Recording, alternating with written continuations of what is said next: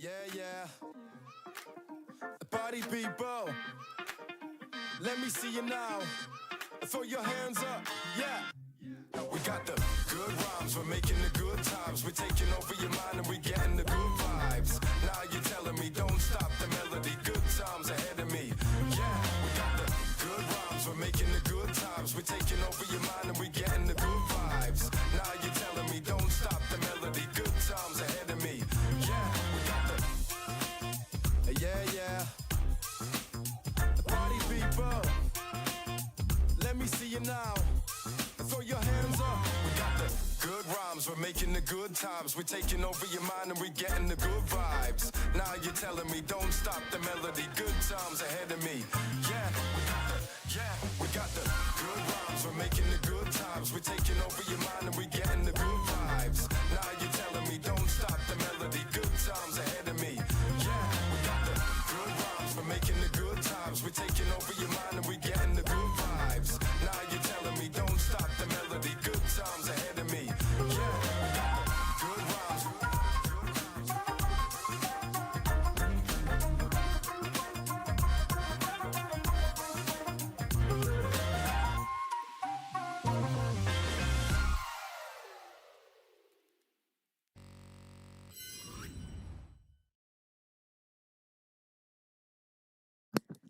My mic is off. Hound Servant, how disappointed are you right now?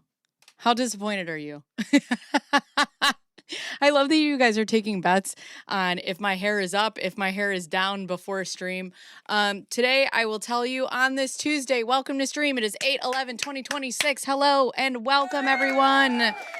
Oh, boy. Today, my hair is something to be studied. All right? Listen. I didn't have a lot of time. I'm streaming earlier today because I have my sister babysitting because I don't have the normal babysitter. She has an orthodontist appointment. And yeah, so this is what y'all get. No makeup, hat, glasses. You guys love the hat?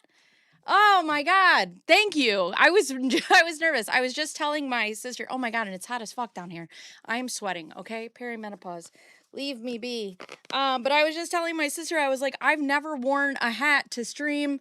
I don't typically wear hats out. When I used to wear them, I would wear them backwards. But anyways, no, there were no honey events this morning. The only thing that I got this morning was some toys in my coffee beans, but that I can deal with. So I'm a little out of breath. I'm a little rushed. I'm a little flustered, but I am here. Hello, Miss Bell. Thank you. Everybody, don't forget to like and sub. If you are not subbed already, please consider doing so. If you haven't liked the scream, if you haven't liked the screams, do it. Anyways, all right, listen, we're reading some emails yesterday. We were going through it. We're going to do it today. I do have to be done by 1:30 at the latest because my sister has to go to the orthodontist for her teeth. She's got to go to the orthodontist. Set an alarm for 1:15. So we have that. Which sucks as a man. You got a bean as a toy? No. Also, if you guys like my hat, you can't change the rules. Also, if you guys like the hat, I was born and raised a Cubs fan. My mom, my family were diehard Cubs fans. My husband is a Sox fan. So there's a lot of discourse in this home on how we are raising our children. I used to watch baseball religiously. I grew up and I played softball my entire life. That's all I know how to do is play softball. My daughter is in gymnastics. I'm so jealous of her. There is nothing graceful or like athletic like that about me. Like I am just not, I couldn't do flips. I can barely do a somersault. All right. Just brown round and on the ground. That's all I do. So anyways, boo is tomato. You're all allowed to have your opinions, I suppose. It's called That's My Opinion, but I allow you to also have your opinions sometimes. So with that being said, what was I going to say? Oh, I stopped watching baseball when we paid, what was his name? Soriano. We paid him $90 million to crow hop. You know, he would hit what he thought was a home run and then he would crow hop and then he would get out like majority of the time. And it really started to piss me off when they all started playing Little League baseball and we pay these men millions of dollars. And it was just like, they were just like out there.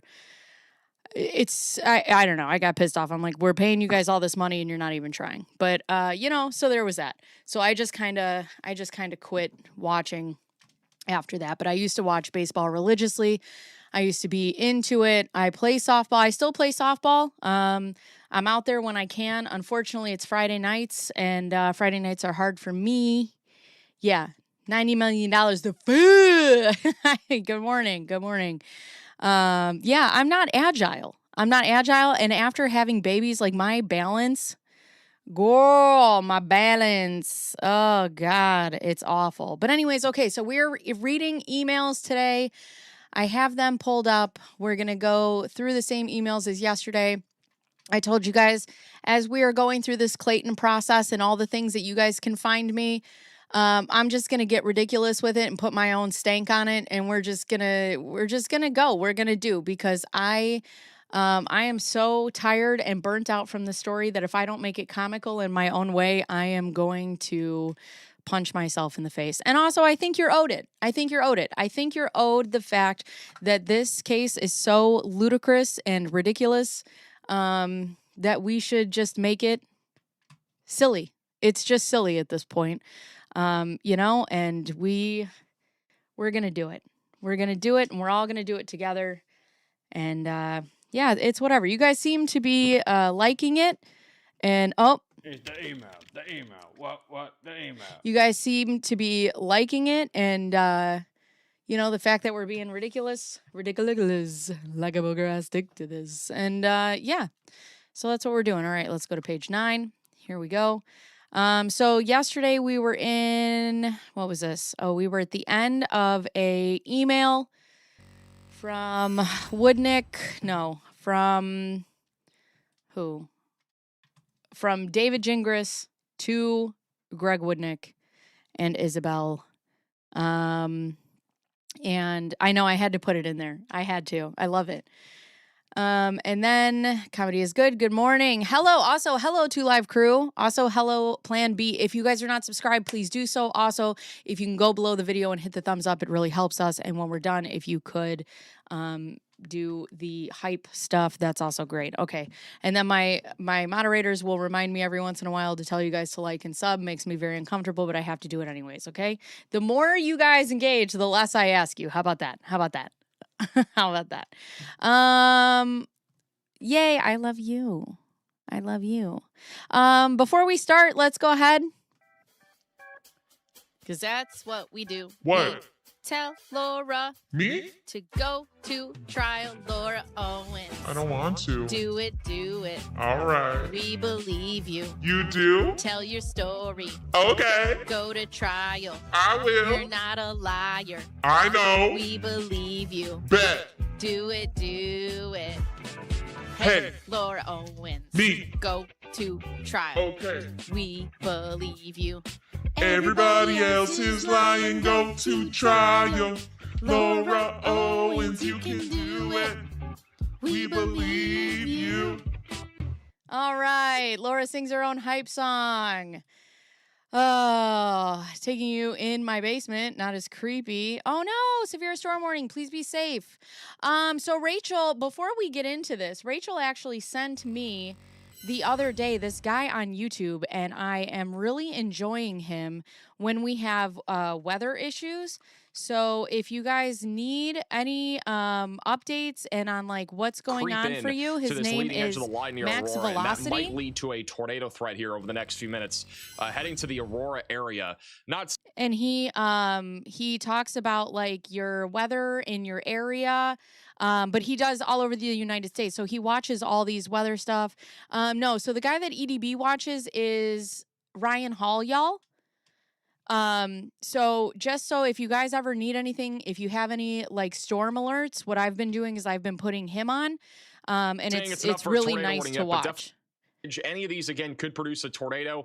We got like 3 or 4 different couplets that are trying to form right now. This is all going down I-80. So if you guys are ever in some issues, his name is Max Velocity. I'll put his name in the chat, but it's nice so that you guys can see so you guys can stay safe. So that's his YouTube channel. He's been really wonderful. It's nice to just have like those breaking weather moments like right then. Ryan Hall, y'all. Let me see. Ryan Hall, y'all. I just want you guys all to be safe. So let's go. Here's Ryan Hall, y'all. So he's also live right now. Parkersburg, Athens, you guys are about to get hit pretty hard here by a very significant storm that's coming through Nelsonville right now. Look at this. This is a live shot from Nelsonville, Ohio, where we do have... so that's Ryan Hall, y'all, also in the chat. So if you guys are having any weather issues, please look at these guys and make sure that you guys stay safe and stay safe and make sure that you guys, you know, are paying attention to the weather that's by you so you know what to do. Because dude, my phone, it'll be like after 20 minutes after it's done raining, it's like, you are in a severe thunderstorm. It's like, bro. So make sure you guys are safe. Go to your basements. Do what you got to do. All right. Let's get some music. Hold on. What do we need? Okay, so this is Greg and Isabel. This is a follow-up from Jingris. So if it's Jingris, we know that we need some silly music. Let's go with quirky today. I'm feeling quirky. Quirky classical? What is this? What is this silliness? No, this is not it. Yep. This is it for sure. Oh, and it's thunderstorming by either it's thunderstorming by me or that's my son upstairs. We did not have damage. Yay! Oh.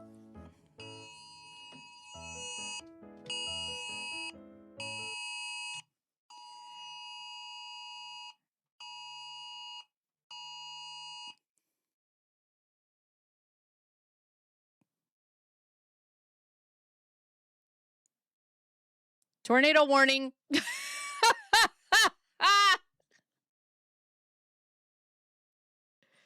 Okay.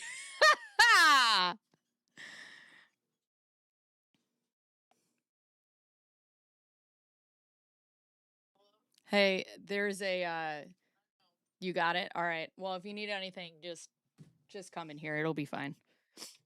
All right. Bye. All right, so that's so all of our phones go off when we have tornado warnings. So there is a tornado warning here. If you guys don't know, which I'm not a weather forecaster, but this is my favorite thing of all time because I never understood the difference between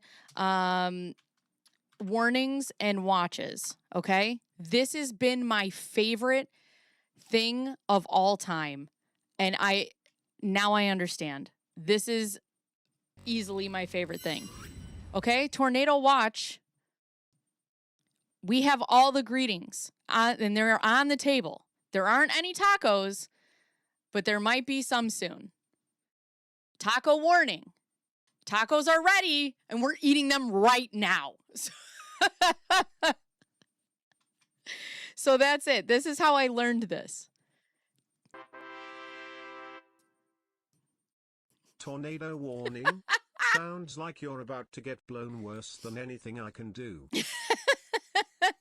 I don't know, man. I don't know. Worse than you can do? A tornado would decimate my house in 30 seconds flat. It seems like you'll take 3 to 4 years to do so. But anyway, so this is what taught me the difference between watch and warning. It's like, we have all the ingredients. We're eating right now. Fuck. So that's what we're doing. These are so funny. And yeah, it's like, you better fucking eat right now. Okay. Well, now I want tacos. Isn't it so good? Blasting beans in a tornado. Talk about an air, what did they say? With air technology. Now that's some air technology. I was made to believe there would be tacos. Oh, what? Oh my God, that's crazy. Watch means keep an eye out. All right, let's go. Oh, hold on. My neighbors are now texting. We all have to text because one time there were 2 tornado sirens and a tornado in our town, and one of our neighbors slept right through it. Anyways, okay. I should keep one out just in case I hear the sirens, because then I got to get my kids. Hey, my kids might come on stream. Look at that. I'll just leave it up and you guys can see my house getting decimated to this music.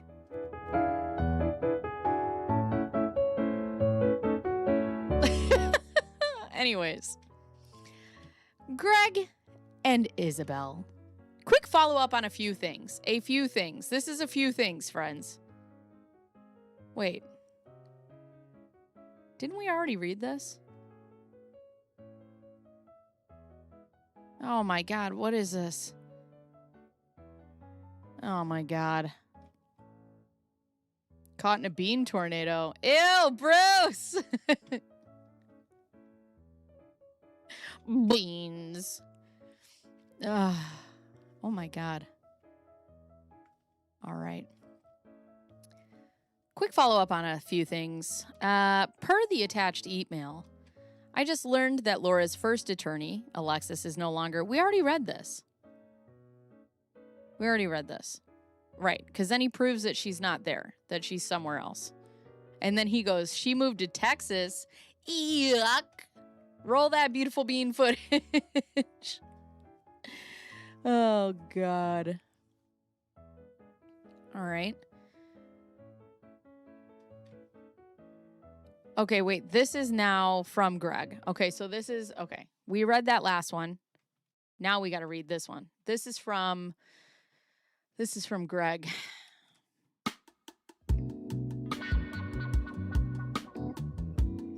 Just in case. Everybody like and subscribe if you can. Like and subscribe if you love beans. Beans. Beans. David, I appreciate your effort to excise Laura from this mess she caused, but we strongly disagree with your analysis on Rule 26. Rule 26 in the chat, please.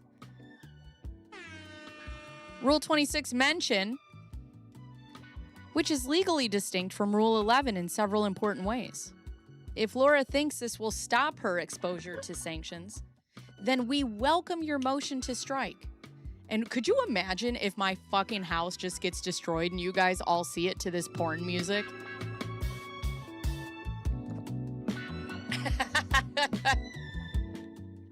Fucking hell. This would be my karma. If Laura thinks this will stop her exposure to sanctions, then we welcome your motion to strike and will respond accordingly. That said, I am more than happy to coordinate a meet and confer with you, but it will have to be tomorrow as I am in mediation with somebody else today. I sat on the Supreme Court Rules Committee appointed by Justice Bates and specifically was on a subcommittee that addressed Rule 26 mention. I am confident that there are myriad legal and factual issues here, and we will not be withdrawing any of our motions as sanctions. Oh, now a severe thunderstorm. Yeah, you could have told me that. I got it with the tornado, thanks.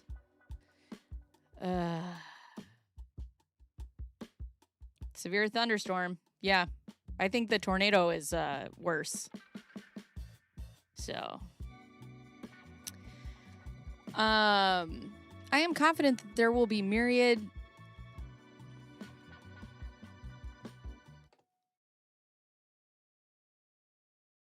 Yep.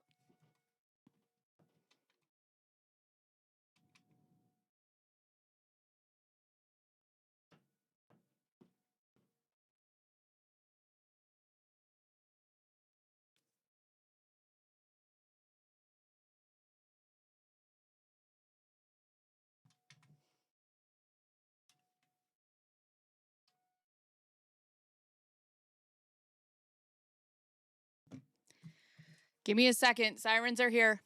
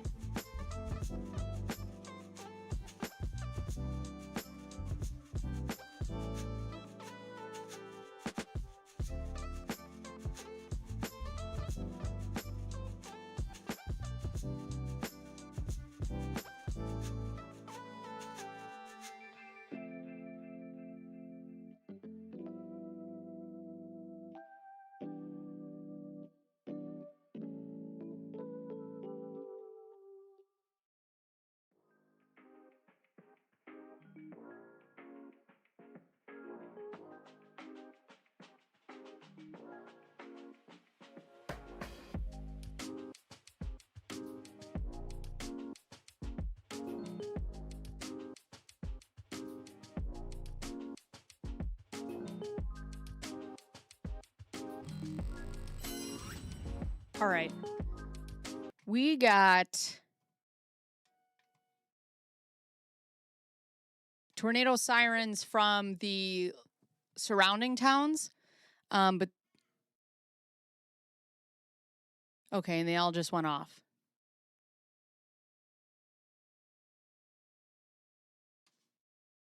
So we can hear the surrounding tornado warnings. And usually that means that they're in the towns around us, not ours. And when ours goes off, we have one right next to the house. So if it's in our town, which has happened one time before, it feels like that tornado siren is in my home. That's how loud it is. But all the sirens are off right now.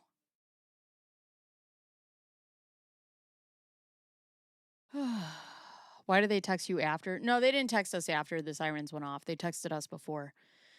Yeah,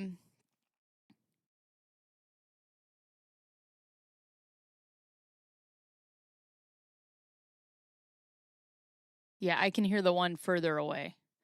So that's the thing. We've only had one tornado since we've lived here hit our town.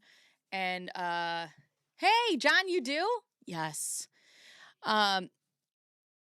I've only had one tornado since we've lived here in the past 10 years hit our town, and like that tornado siren, they went off multiple times, and I mean you can hear that shit. Yeah, everyone's home. So the kids and little Ham are just watching a movie in the basement over here next to me. No, it's just good. It's enough to wake you up though, which is good. So we actually used to live in an area which had a lot of tornadoes, and we had a tornado that was in basically our backyard, and it jumped our subdivision and went over to another subdivision. It was like the wildest thing. And if you know anything about Midwesterners, they're like, oh, the sirens are going off. For us, the sirens are like, everybody go on your front porch and see what's happening. It's not like, for us, it's not like a lot of people are like, oh my God, what do you do? This is so scary. And it's like, no, just you can go in the basement. I'm gonna go outside. Oh God. But yeah, the sirens are off now.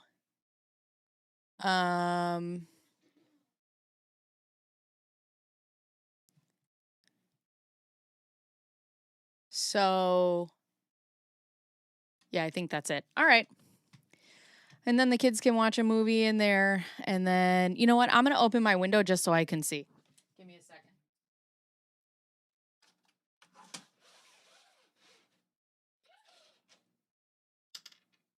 Yeah, it's just raining. It's just raining. You know that you should be like upset when it's like very still, there's no rain, and it's like neon yellow outside. You're like, shit. Yeah, there's nothing. All right. We cool. Okay. Let's get back to business, shall we? Oh, we were on Zaddy music. That's right, because this is a Zaddy email.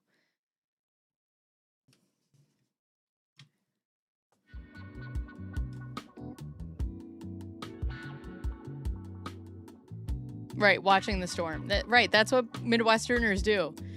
It's like the sirens come on, they're like, "Ah, y'all, there's a storm outside. We better go watch it." All right. Anyways, let's get back to business here. So let's see. Myriad legal and factual issues here, and we will not be withdrawing any of our motions as sanctions. Are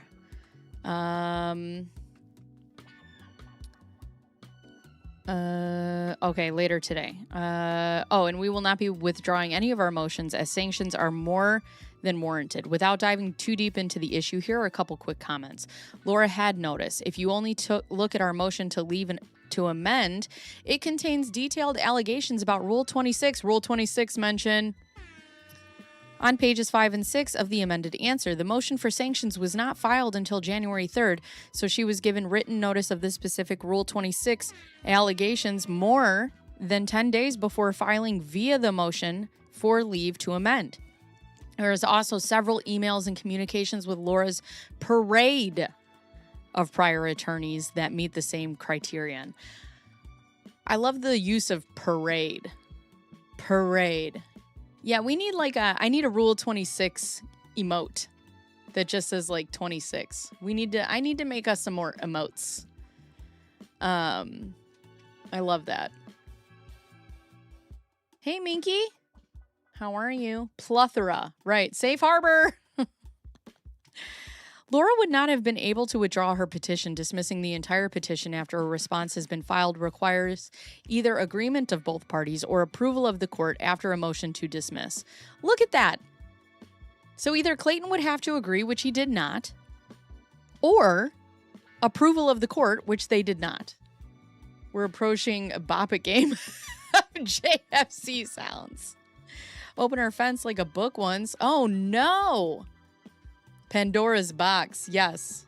A clouder of Woo!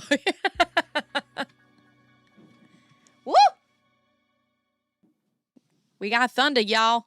She filed a motion to dismiss before the motion for sanctions, which the court denied and expressly preserved the claim for attorney's fees and sanctions.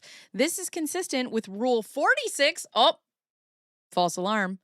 A1B, court may dismiss a petition on such terms and conditions as the court deems proper, including the resolution of any claims by the responding party. We can talk more about this over the phone, if you can keep your comments to a minimum, but I will save the full legal analysis, including responding to the referenced Rule 11 case law, which is neither directly on point nor analogous to Rule 26, which is intertwined with the Title 25 actions and legal distinguishable. I will also briefly point out that Rule 26 permits the judge to move the sanctions on its own upon a finding of bad faith by Laura. So, also, guys, I had a dream the other night that I was on a podcast with Joe Rogan. That for some reason he was on my podcast. I don't know why. And also, we were in an old house. I have no idea why he was in my dreams. I am confident that Judge Matta has all the authority she needs to enter sanctions against Laura based on the numerous filings that she has signed and were both woefully improper and predicated on fraud. Fraud. Bleachers saying... yeah, I don't know. We were just on a podcast together. Was DMT involved? I don't know. He was just on my podcast and I don't even know what we were talking about. But there was so many people listening. It was crazy. And also I'm like, why the fuck did Joe Rogan? I was talking to him about how he became a comedian and then he became an actor and now he's a podcast host. Yeah, no, I don't plan on it. But also I don't know why. I haven't listened to Joe Rogan since pre-COVID. I think the last time I listened to Joe Rogan was when he had Robert Downey Jr. on, and that was it. Anyways, Laura's efforts would be better spent complying with the uncontroversial rules like Rule 49 disclosure. Our experts are waiting for the miscarriage photos and the simple name of the doctor. The simple name, because that's all it takes. The simple name of the doctor that she sent the image to per her testimony. That's what she said. Literally. Brian Neumeister is prepared to examine the images as well. You said you had the information and they are beyond overdue, per Rule 49.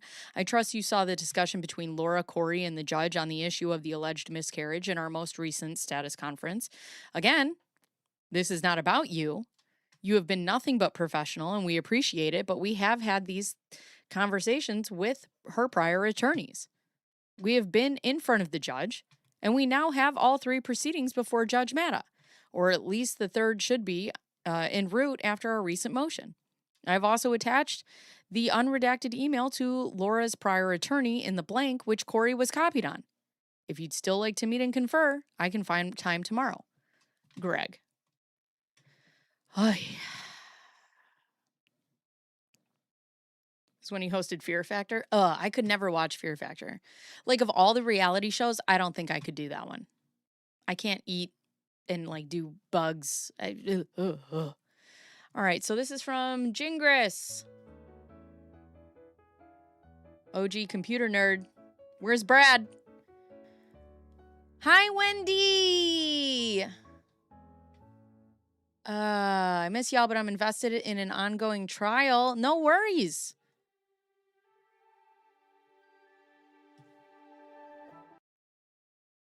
Oh, here they are again.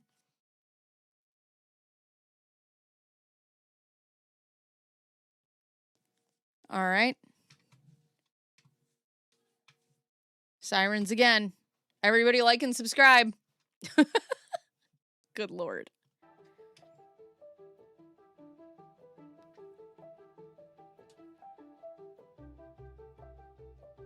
That's still a surrounding town. I think I'm going to put up max velocity over here just to watch what he's doing. 80 to 100 miles. Oh, just turn this off. Let's see where this is. No, play. Is this by me? No. This is not by me. All right. Sweet. I love that for me. Okay. I got him on split screen. What do you need? No, we're good. We're good. I can see where he's at. I am good. All right. Isabel, although most of these comments are for Greg, except for the PS at the end, thanks for the response. And just to make sure my position is 100% clear, I'll give you a few response points. Also, everybody, let's check in with Mr. Bearzz, shall we? I love you. Please stay safe. The last time we were streaming, he was literally in the middle of a tornado. Or maybe it's when I wasn't streaming. And I'm in a different state. No, we're all right. I can see where he's at, and he's not in my area. So we're good. It's just telling us. Because it also, a lot of the times, too, they'll put off the tornado warnings for, like, a lot of, just, like, super high winds. High dangerous winds. Yeah, today, justice for Mr. Bearzz. So, we are good. I'll give you a few response points. In my view, it is an undisputed fact that you never sent written notice to Miss Owens telling her that you intend to seek sanctions unless she corrected or withdrew her petition within 10 court days of notice. That's the safe harbor notice required by the rule, and it was never given. Let's just concede on that and move on. I love that. I love that he's like, just let me prove my point and let's move on. Just give me what I want and move on.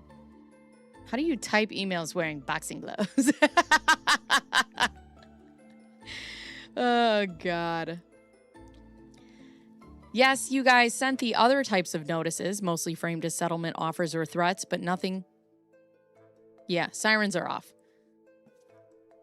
Yeah, safety for Mr. Bearzz today. Dude, he was in legit. Like, he was sending me text messages the last time, and he was like, I'm very scared. I love you. Ooh, girl, it's black outside.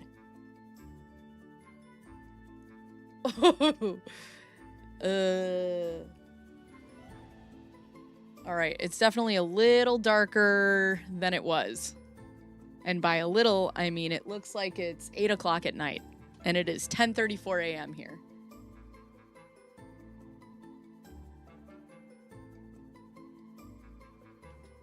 Okay, well. But yeah, it's still not by me, so we're cool.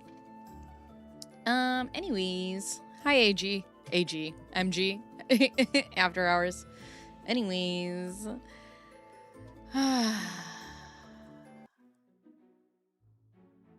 there we go.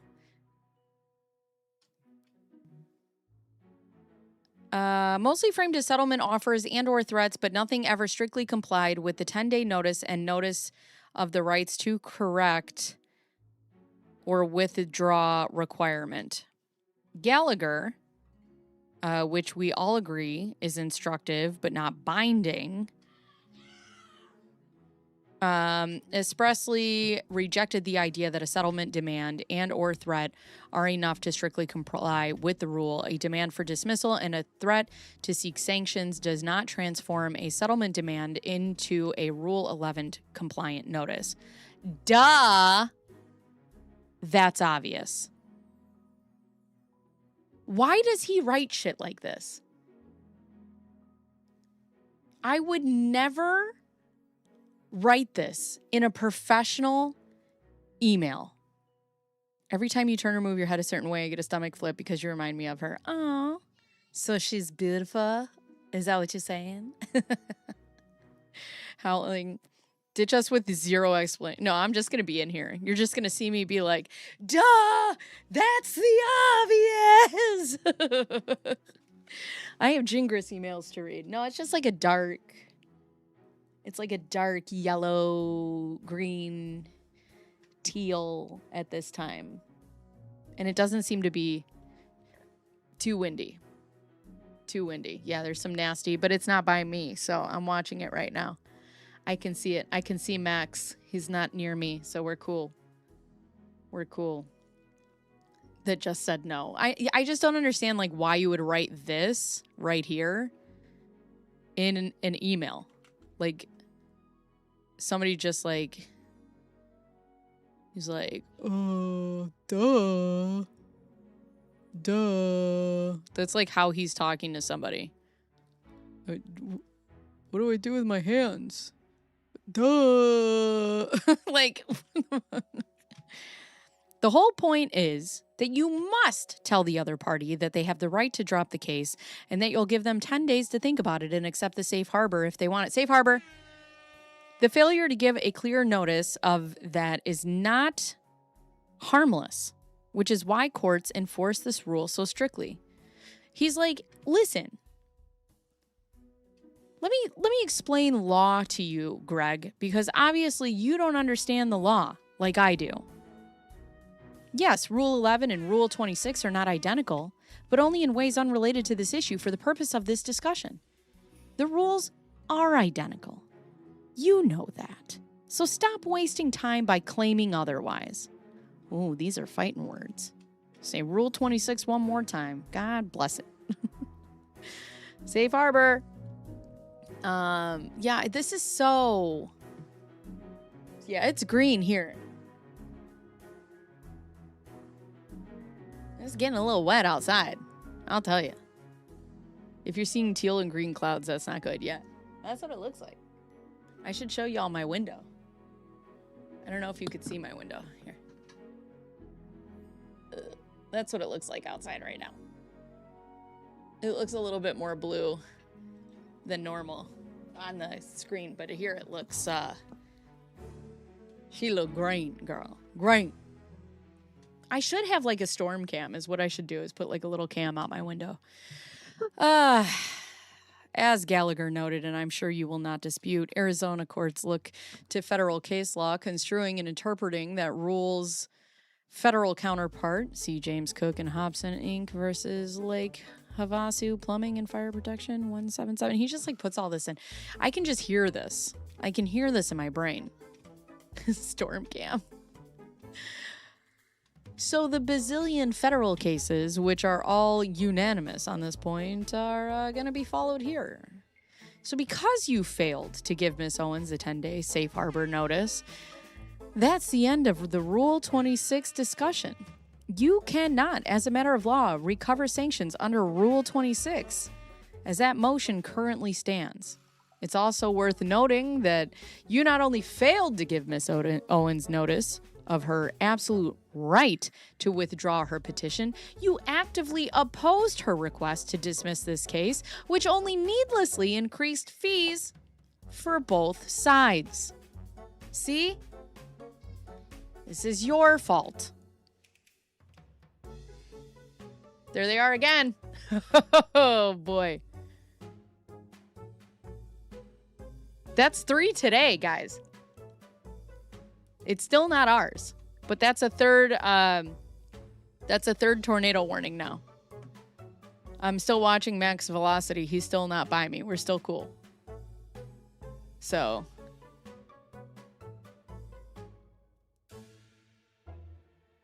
God bless. Sorry I'm so distracted today. There's a lot going on. Make sure to like and subscribe. Okay, if this is your first time here, very sorry.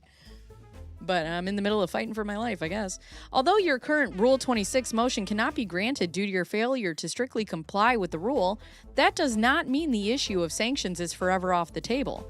You absolutely could bring a new motion, provided you strictly comply with the rule. You just haven't done that yet. What that means, if you wanted to ask for Rule 26 sanctions, you would have to meet and confer with me. And then you would have to have given a 10-day written safe harbor notice. If you did this, Ms. Owens would invoke her right to withdraw the petition. And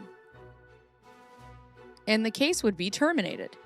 You could not then proceed under Rule 26 because the rule prohibits sanctions when a party accepts a safe harbor. That's the whole friggin' point. That's the whole friggin' point here. Good God. They're changing the areas of the warnings, hence your sirens keep going off. Okay. All right. Same critter in the ultrasound. I don't know. Press like, subscribe, hit the bell. She had lawyers. Right. Hi, Jupiter. We're just mostly crazy. It's fine. On any given day, I eat one meal a day, but as soon as I am medically required to not have any food, I want to stuff the whole pantry. Yeah. Yes. You either comply with the rule or you don't. Well, and even if you comply with the rule, the judge could still be like, nah.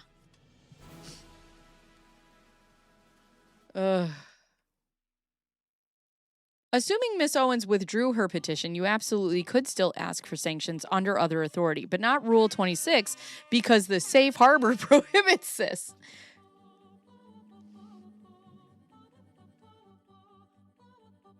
For instance, you could ask for sanctions under ARS 12. You could also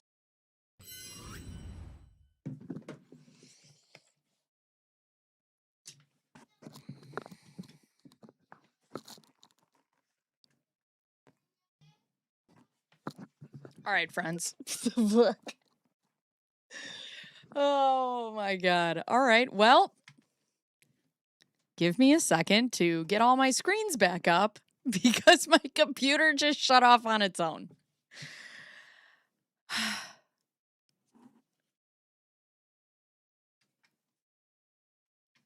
Good Lord. Good Lord. Today is a day. Today is a day. Am I back? Oh my God. And then all my windows shut down. Yeah, it's a roller coaster. Anyways, all right. Give me a second here. Sorry, guys. I don't control any of this. It controls me, okay? I can only do what I can do. I was in the middle of talking, then all of a sudden my screen blacked out, and I'm like, well, okay.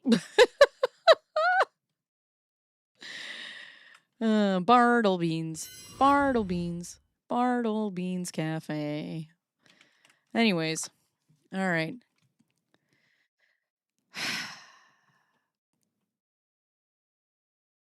There's no sound? I have sound. All right. Anyways.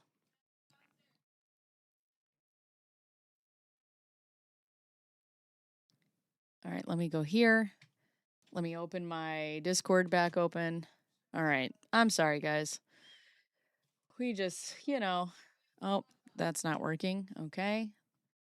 Bartle Beans Cafe.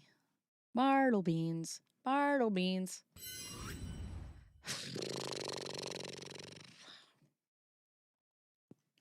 Anyways. All right, we're getting there. Thanks for sticking with me, friends. I appreciate you. All right, let's go back to here. All right. You've been promoted to Weather God. Yeah, definitely not. Definitely not. So, all right.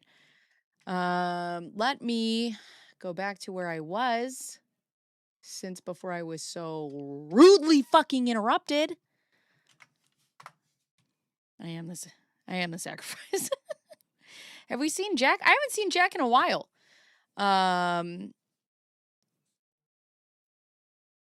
Let's see. Yeah, shit happens. Oi, oi, oi. What a crazy time to be alive. Anyways, we've had 3 sirens in the last 30 minutes.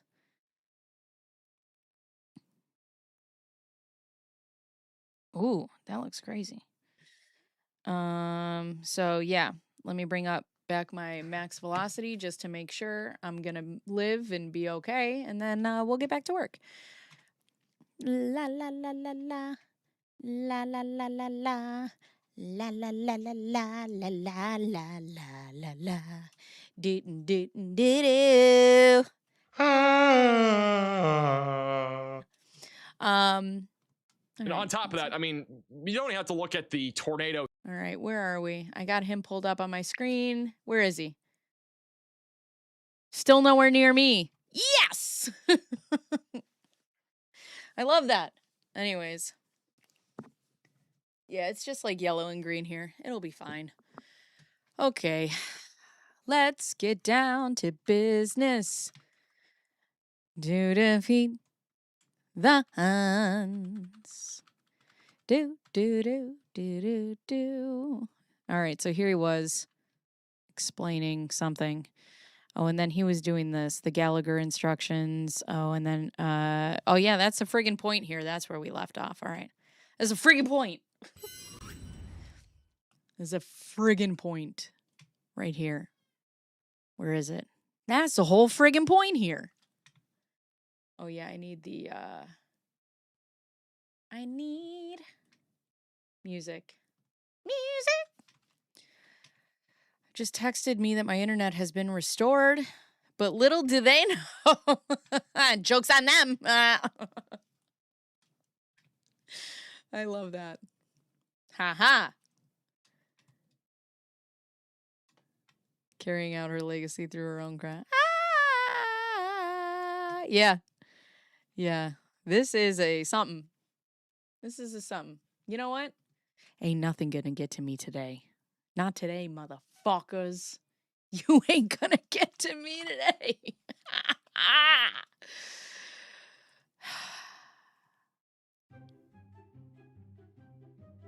This is how I feel in my brain.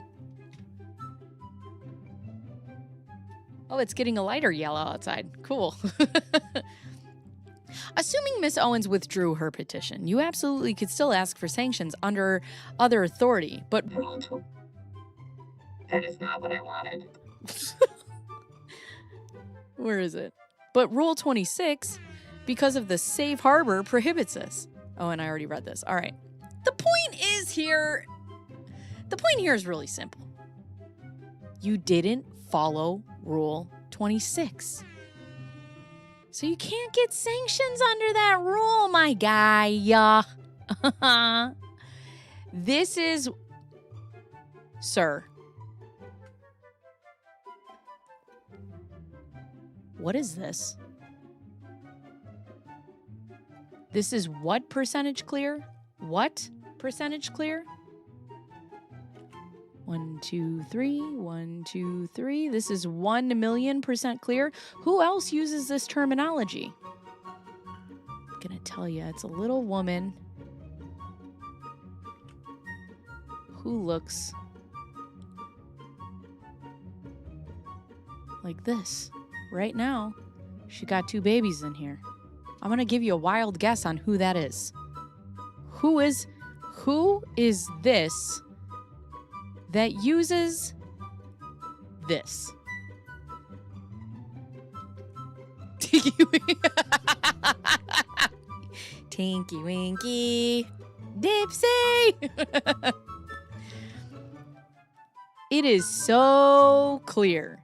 It is an issue. I will absolutely, positively, automatic, systematic, hydromatic. Everybody press like, subscribe, hit the bell. Hit the freaking bell. I will positively win on appeal if that becomes necessary. Will you? Will you? Stein. He will absolutely, positively win on appeal. I believe. I believe him. I believe him. You guys, he's got an appeal. He's going to win it. He's going to win it. He's also going to win this case. It's going to be a landmark case. At the same time, all I hope is not lost for your side. There are other options available if you want to seek fees, but you have not made any other motion seeking fees under those authorities. If you think you have a factual legal basis to do so, go for it. Joke's on you. They did go for it, and then they won. Here's Clayton with his blonde M&M hair, and he's like, yay! Clayton. And then there were sparkles. Yay, we win, we win, we win, yay! How it started, how it's going. Oh my God. And keep in mind, Miss Owens will be bringing her own motion for fees under ARS 25 once we're done, and, underlined, she will also bring a separate Rule 26 motion unless you withdraw your pending Rule 26 motion within 10 days. 10 days. That's right. He writes like a cartoon villain.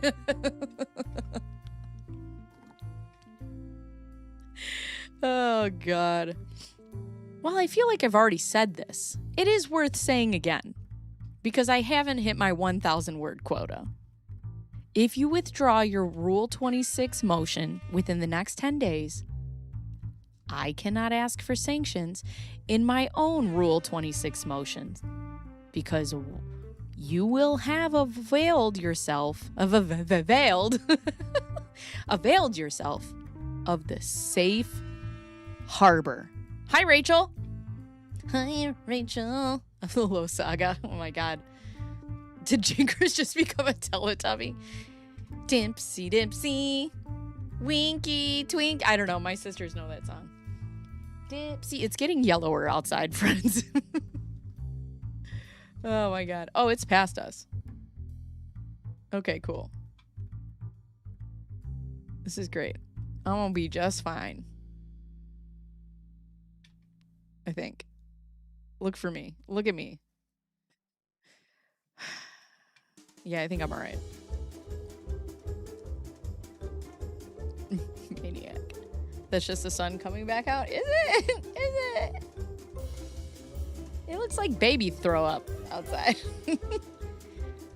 You see, do they have a cartoon villain? Do they have like a villain soundtrack? Villain era, Hollywood horror. I need like comic book villain.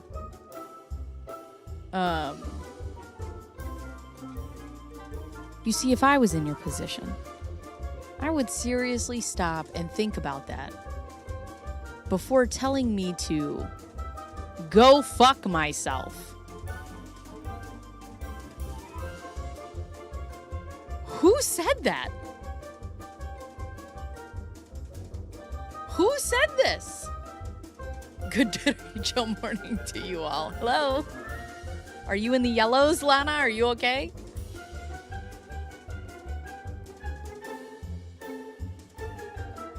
Oh, yeah. So here's Jingris writing this. He's like...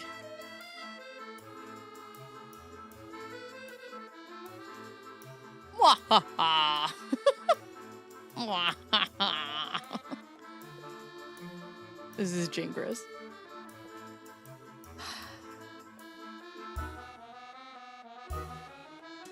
Who told him to go fuck himself?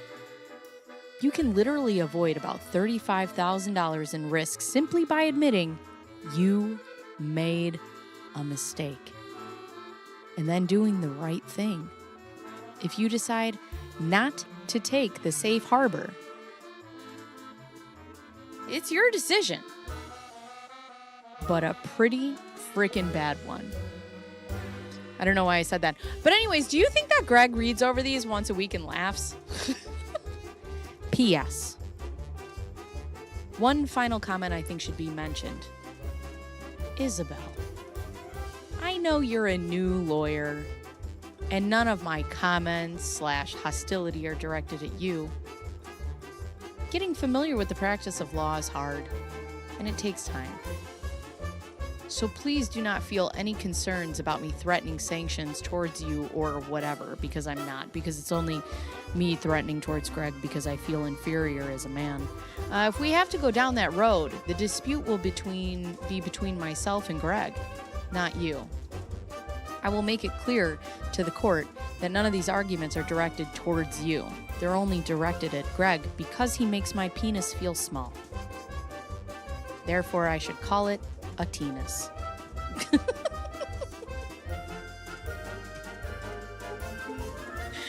Hi, Ducky. Guys, it's getting yellower. Wait. Oh, yeah, it's all way past me. Now we're just yellow. Okay, cool. All right, we should be good. Press like, subscribe, hit the bell. Okay, so here we go back to Jingris. Or to, not to Jingris, to Zaddy. Before she flies out, please, if you hit the bell, it'll build me a float, and I can float away. Let me see if they have other porn music. I know I have Zaddy music, but like I don't want to play it. I don't want to overplay it too much. I just typed porn in here. That didn't work. I'm gonna type in sexy. That's the one I have.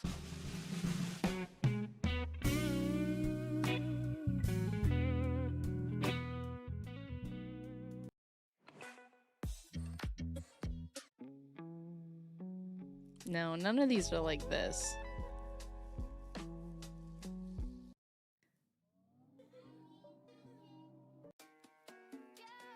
No, it's just this one. This is just the Zaddy music that we have now. Justice for Isabel. Okay? Okay. That's for our other streams. Let me talk down to you because you're a female, Isabel. And before I end this email, let me tell you how much I don't respect women. Oh my God. David, Greg and I... Oh wait, this is from Isabel. Never mind, hold on. Isabel needs her own badass bitch. Like, women's... Hold on, I need some, like, women, like, fucking, like... What do I need? Like, badass. Badass music. Not rock. I don't rock. What? No, I just need like inspiring. What do we need for hers?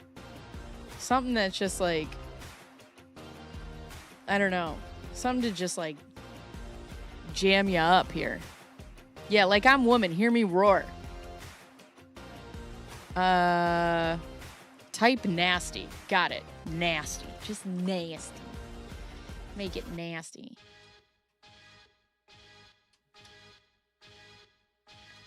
I don't know if this is it. All right. This is from Isabel. And she goes, David. Women power.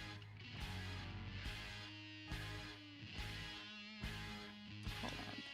Give me 1 second. I need to find something good for her. She deserves the world. Trap beats. Oh yeah, villain era. Hell yeah. Let's fucking go, Isabel. David. Greg and I are both occupied. We're fucking busy, dog. We work real jobs. with real clients, okay? But we will be able to call you later this afternoon once Greg is out of mediation, doing his job like a real lawyer. He needs to be on the call. He is primary on this case. Also, your request to meet, reasonable, did come over the holiday weekend, and I don't think the court expects us to drop other obligations to get on the phone the same day. i.e., you're not that important. Still, we do our best to make it happen. We will do our best to make it happen this afternoon, as Greg just messaged me that his mediation with so-and-so is moving along. Here is a brief assessment of the case law you cited.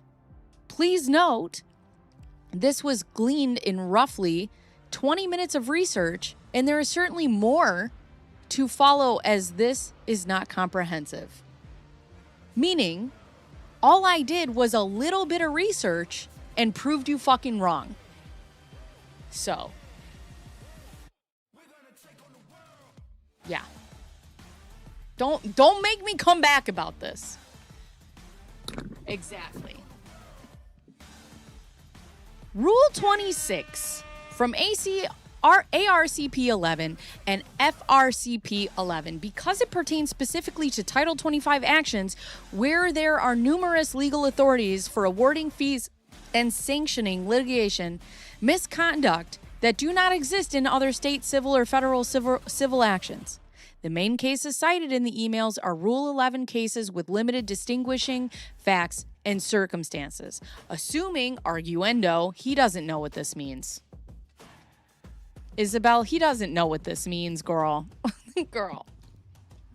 He's like, arguendo? Does that mean crescendo? Get louder? These cases apply analogously to Rule 26, which is not a fait accompli. Here are some issues with them. Holgate is a federal case regarding FRCP 11. In Holgate, there were 3 parties seeking Rule 11 sanctions. The first party complied with the notice requirement rather uncontroversially and received a sanctions award. The second, the New World defendants, filed a motion to join the prior motion for sanctions and served the opposing attorney the next day they filed the motion. The court found the safe harbor period commenced when the New World defendants simultaneously filed their motion and served the opposition, then filed another motion for sanctions, later requesting sanctions against the same party. The court found he received sufficient notice and affirmed the sanctions, and this posture is very similar to our boy. These are muscles, by the way. Clayton. Who has a mustache at the time. Motion for leave to amend in which he discusses in writing to intent to have Laura sanctioned under Rule 26, and later motion for sanctions more than 10 days later, serving the motion for leave to amend. In the motion for leave to amend serves as a written notice in the initial motion did in Holgate for the Newell defendants. There is no error, and Laura received adequate notice.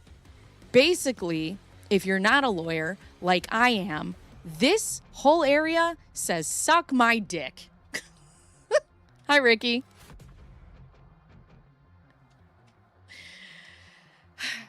I'm a lawyer. That's why I can read this. I'm not, but I pretend to be one on TV. Note that she also moved to dismiss her complaint during that time. So not only did she know a sanctions motion was forthcoming, she attempted to withdraw the complaint. Huh? The court denied the motion to withdraw the complaint and preserved the fees and sanctions claims as AR FLP 46 allows. Only the last claimant in Holgate called Community Bank and their sanctions award overturned for improper notice. And that claimant waited 10 months for the other parties filed, after the other parties filed their sanction motions to take action. By the time they filed, the attorney whom they sought sanctions had been withdrawn from the case over 5 months. The court found this was too long because the attorney had no power to counsel his client to withdraw the offending complaint by the time the sanctions were requested. The court also rejects, like most women do to you, the argument that there are alternative sources of authority for sanctions as a cure of the Rule 11 problems because that federal authority requires a finding of bad faith the court expressly did not make. So there's that. Yeah, so that's pretty much what she... See? I could be a lawyer. Look at that. But I did stay at a Holiday Inn Express. Barber is a Ninth Circuit case applying to FRCP 11. In that case, the party seeking sanctions filed their motion after the complaint was already dismissed without complying with the notice requirement. The court found failing to comply with the safe harbor provision defeated in the motion and declined to treat the award as one given by the court's own motion because the rule does not allow the court to take this action after judgment, and there was no evidence in the record that the court would have made a sanction on its own as a show cause order because that would only occur in situations akin to contempt out of court. The court's inherent authority and statutory authority under federal law also did not provide a basis for sua sponte actions because those would both require a finding of bad faith that the court expressly declined to make. Judge Matta has not yet made any findings regarding bad faith, but she will. But they are before the court, and she has all the information necessary for making a finding of bad faith. Oh, I'm sorry, red ink. Yes, you're right.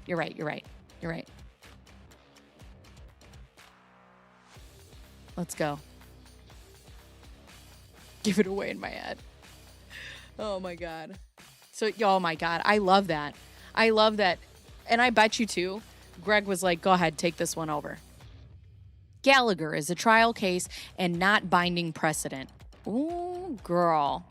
But the analysis given therein is relevant. Gallagher says that the safe harbor provisions of ARCP 11 are construed strictly and failure to comply defeats the motion. It further says that a mere demand to dismiss a case and a threat to seek sanctions does not constitute a compliance Rule 11 notice because it does not give specific notice of the offending conduct for the 10 days in which to withdraw or appropriately correct the alleged violations, like the rule requires. Laura did have specific notice and more than 10 days to correct after the motion for leave to amend. And she did, in fact, attempt to correct by moving to dismiss the petition. The court declined to dismiss the petition and specifically preserved the fees and sanctions issues, which it has the authority to do under Rule 46. Dumbass. The court also rejected an independent allegation of entitlement to sanctions under ARS 12, but it did mostly because the party seeking sanctions did not address the statutory factors or identify facts in this record supporting a finding of bad faith necessary under that fucking statute. Clayton has articulated claims for fees under the appropriate Title 25 statutes and the relevant factors therein. Hands up. Guilty. I know. I love this so much. We will flesh this out further in the anticipated response to the motion. We will call you as soon as we are able to because we're fucking busy, which should be later this afternoon. Be on alert since you don't do anything else. Regards, Isabel. Shit. Who's it? Let's interview Isabel. I'd like to give her a high five. Oh, God. We're back to Gingras.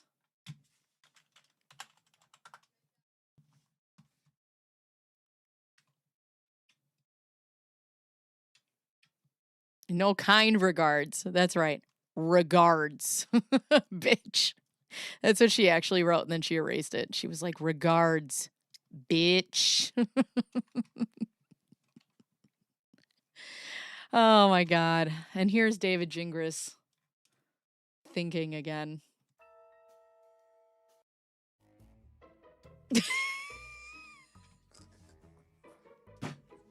This is what his brain hears.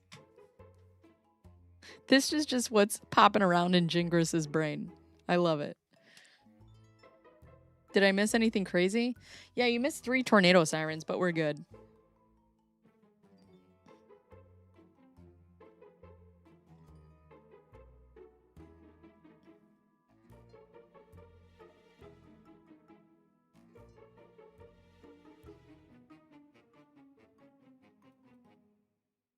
All right.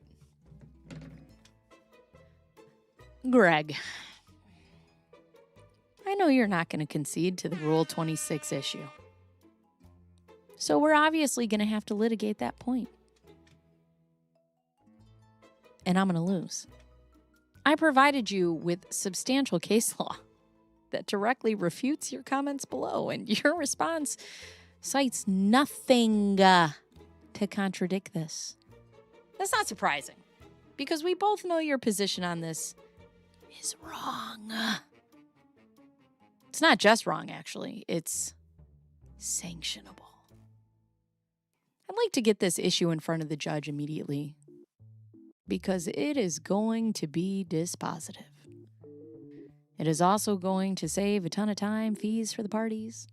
Fees which we'll be asking the court to hold you personally responsible for. So it's in your best interest not to drag this out longer than necessary. You know, guys, he is so loud and so wrong at the same time. Oh my God.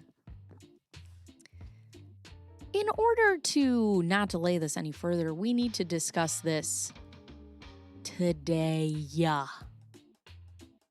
Since both of our positions are pretty firm, I think this should require about 30 seconds of time on the phone. Don't worry, I'll talk the whole time. There's no reason you can't step out of the mediation for 1 minute to speak with me during a break. Bro, fuck off. How are you going to tell me that I can step out of mediation for a paying client? Is this a joke?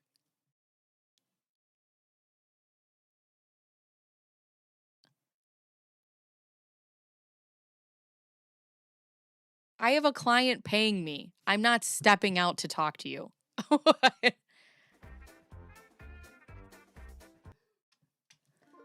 So please let me know when you'd like to do this, assuming Isabel is not available, which she probably isn't because she's busy.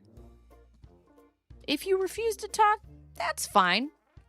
I'll explain that to court in my certificate. I've given you a clear explanation of my position, and I think you have made your position clear as well. So I don't think we have anything further to discuss. But in order to comply with Rule 9, I'd like to speak to either you or Isabel today. Oh my God. Yeah, I'm not calling you in the middle of a deposition, even if during breaks. Yeah, it's a mediation of some sort. Oh my God. It's insane. Let's see. Everybody's checking in on us. It's over. It's over. Yeah, it's way past us now. I can turn this off. It's not even by us. Okay. Right. She already said they'd call. He does. And that's the thing is, like, the more I read these emails, the more I'm like, who's writing these text mail? Like, did she know him before?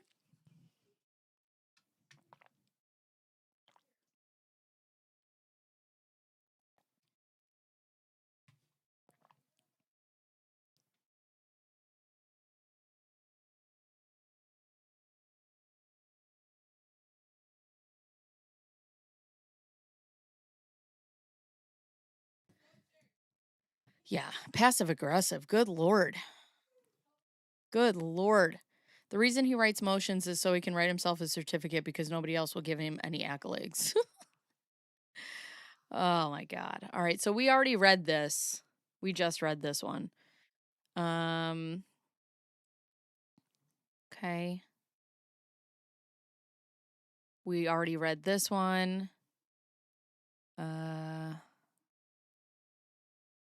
Oh, we haven't read this one. Great. Great. This is from Gingras to Woodnick.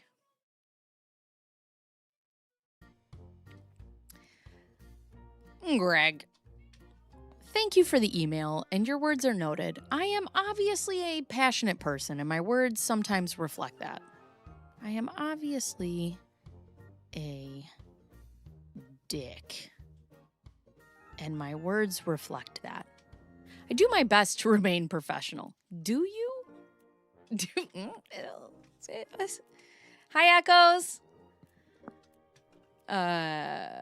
I do my best to remain professional with you. I am allowed to be upset when I see something that I think crosses the line. Like a fake pregnancy? Would that upset you? Would that upset you? I don't want to escalate the debate, but as much as you may have concerns about my words, I also have concerns about your conduct.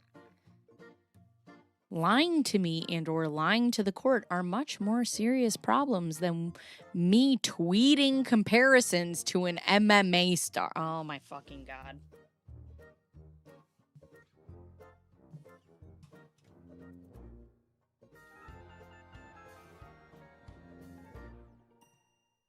Watch me, bitch.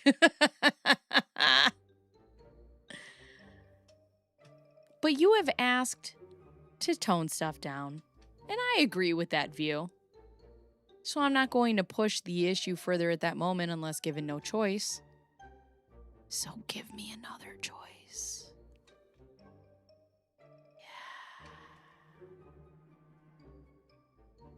Yeah. As for the other points you mentioned, a few comments. First, I am aware of no court order that would stop Laura from publishing her own medical orders. Yes, this is perfect music. Thank you for the jewels. Go to therapy. Seek therapy, you weird bitch. Does low facing jail time count as non-escalation? I don't know. I hope so. I am aware there is a minute entry order dated 2/21/24 that says, among other things, no party shall disclose outside of themselves. Odd wording. Any medical or other documentation disclosed between the parties. I was obviously not present when that order was entered, which means I can just do whatever I feel like. So I may not have the full context of what it means. Gingras reminds me, okay, have you guys ever seen, my crowd in here is a little bit older, which is cool because do you guys remember when Phil Hartman on SNL played a lawyer? And he was a caveman and he was like, what is technology? I just woke up. That's what he reminds me of. Caveman lawyer. Hold on. This is him. That's how I hear him. I was obviously not present when that was ordered. So, what are rules? What are rules? Oh, God. So I may not have the full context, but my reading of this is if Laura discloses medical records to you, you can't share them publicly. And if Clayton shares her records with us, we can't share them publicly. That's typical. And it is how I read the court's order. And how I read and interpret the court's order is, well, more important than the actual court's order. You know? The rule confuses and frightens me. See, if my reading is correct, it does not prohibit Laura from posting her own medical records, which Gingras is what she did. That's what she did. She posted her own shit, and then she tried to blame it on Clayton.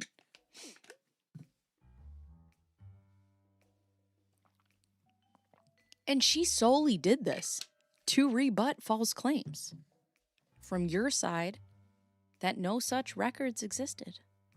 There is nothing nefarious. If I was, what's her name? Oh, the sky's blue again. Cool. What's her name in the, press like, hit the bell, subscribe, in Karen Reed? There's nothing nefarious or improper about this. If you interpret the order to mean that Laura is somehow enjoined from publishing her own records for the purpose of responding to false statements other people are making, including Dave Neal. God damn that Dave Neal.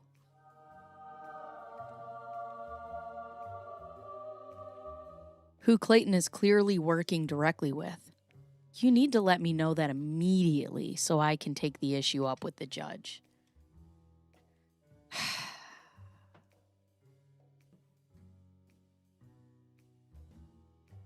The judge literally said nobody. Nobody. She said no one. No one. No one. No one. No. No one, no one, no one, no one. Am I going to deep dive Karen Reed? I already went into it. I mean, I can. I don't know what you want me to deep dive. I watched both trials. They're fantastic. So that's the thing. Like, if you guys ever want to watch a trial, you know what trial I really want to watch again is the Johnny Depp trial, because I never watched it in full. I just kind of watched it in passing with Emily D. Baker. There is clear case law on that issue. You see, a court could never issue such an order, which is why I give the minute entry order a narrower reading. Any broader reading would make the order unconstitutional. In fact, the order would be void ab initio. What's that mean? Void ab initio. Meaning it could simply just be ignored. I can just simply ignore the rules. I know this because I've litigated the identical issue in other cases. See Phoenix Newspapers versus Superior Court. Holding order prohibiting disclosure of details of court hearing violated Arizona Constitution and was void. Superior Court has no authority, thank you, Princess, to foreclose the right of the people and the press from freely discussing and printing the proceedings held in open court. That's not what they're fucking arguing. That's not what they're arguing. Problem is, proof she was actually pregnant.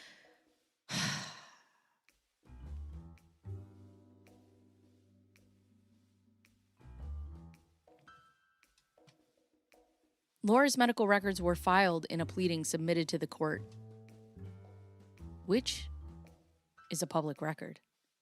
There is no protective order against this, nor would there be any basis for one. So anyone is free to share that information with the public, which is all I did. Hey, Gingras, you could have watched the trial to learn that Corey was the one who asked that none of this stuff happened. Laura was the one who asked that none of this stuff happened. It's on your list. It is on my list.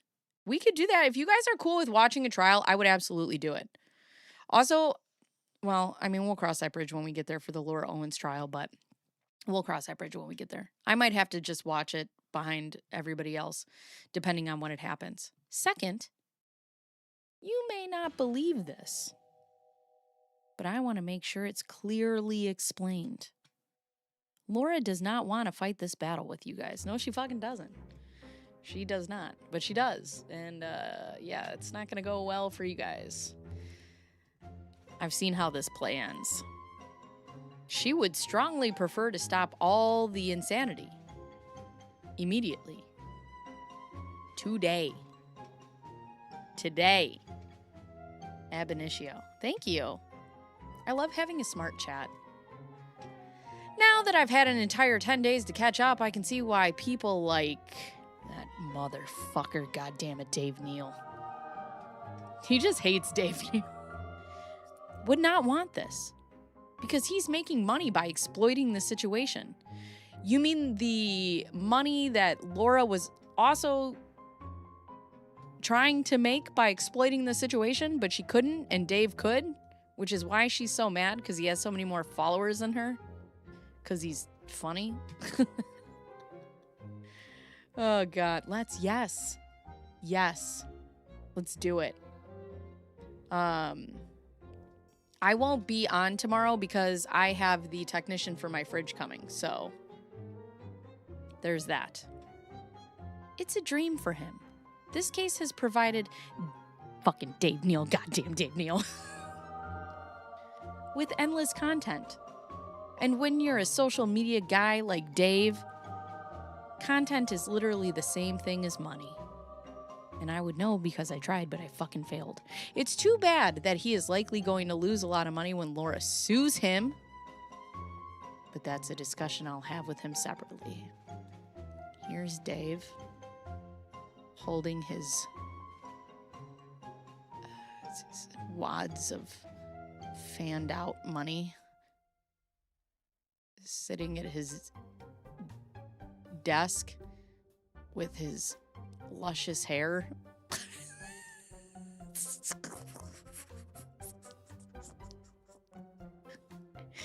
In a chair.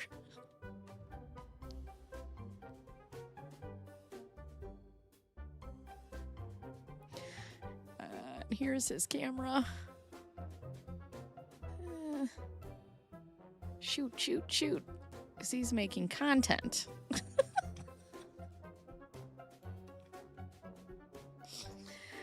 Oh, God. You see, if Clayton wants the public fighting to stop, great! Great. Let's make that happen. Let's resolve this today. Laura's happy to do that. And if we resolve this, I will never post another word about it, and neither will she. These are lies. These are literally Liza Minnelli. Oh, because she sings. Those are her jazz hands. I think you're artist. Artist you're calling. Oh, God. The only thing holding us back is Clayton. She sings. She's Liza Minnelli.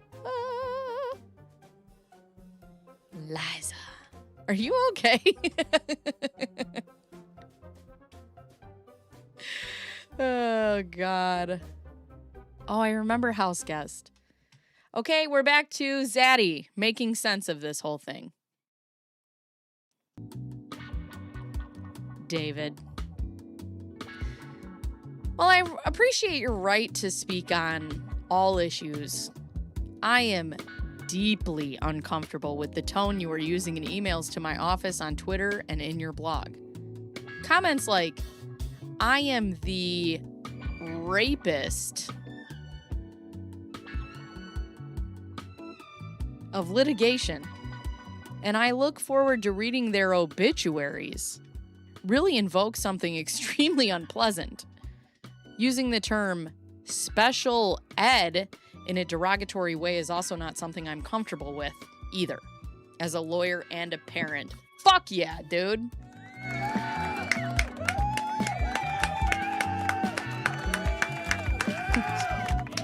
All right, okay. I thought those were legs. Well, you thought wrong. I do. I need a beret. Somebody give me a beret.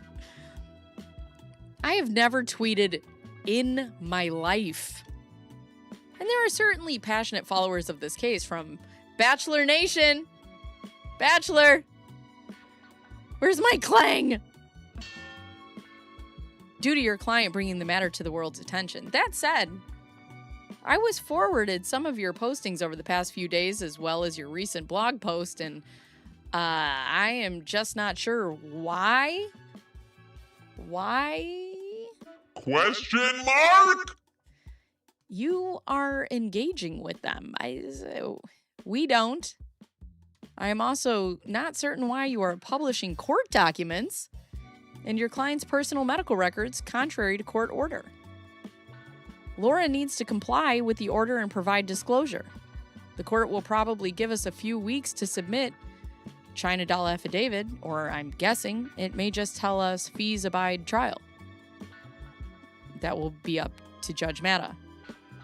Greg. Raz. Raspberry beret. I forgot the rest of the song. Raspberry beret. Oh, God. Ramen. Oh, great. From David Gingras. Greg. Prepared to be surprised. Have you guys ever watched Impractical Jokers? Prepared to be amazed.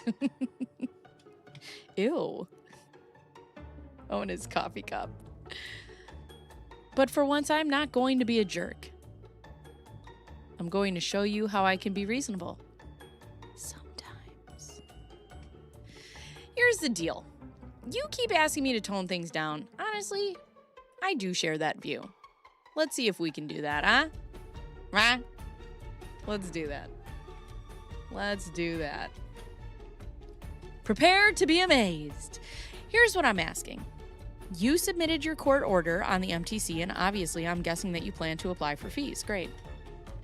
I don't want you to do that right now because it will cause additional unnecessary work for both sides, and I think we can avoid just through a very minimal compromise. As a compromise, I offer this proposal. Don't apply for fees right now. If you win a trial, you can ask for all these fees you want. Oh, and he will. Including the MTC fees. Fine. Fine. Fine, great. In fact, you can basically say the MTC ruling entitles you to that part of the fees, even without a finding of frivolous or whatever under Rule 12-349. Oh boy, does he take this back. Does he take this back? So basically, I'm not asking you to give up anything other than the right to seek fees now. You can do that in 60-ish days when the case is over. And I win. Because that's what I think is going to happen, but it's not, because I did not see this coming.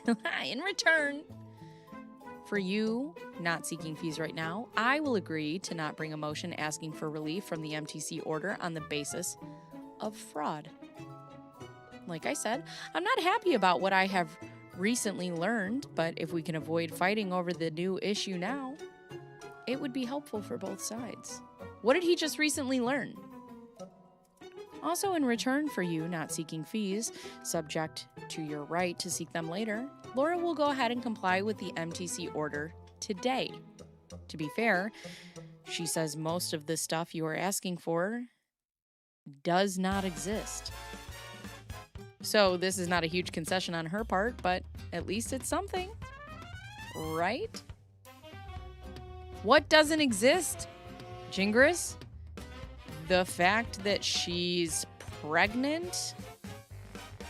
I give up at this point. Oh, God. Bonus point. In an effort to be even more reasonable, I will also throw out something else. Because you've already deposed Laura, and because some of what she discloses may raise new questions. What if we were to schedule a conference call with you, me, and Laura, and you could ask some follow-up questions about anything new that she gives you? To be clear, Laura hasn't actually authorized me to make that part of the offer. I'm just doing this shit on my own. But she has shown herself to be completely open, honest, and reasonable at every stage. She appears to be an open book, at least since I've been involved. Are we sure?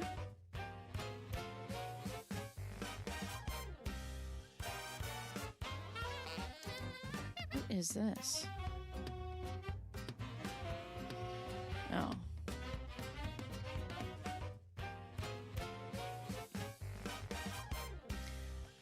I'm sure she would be willing to do a call provided we limit it to some reasonable amount of time. And yes, I know phone calls aren't as formal as a depo. So what?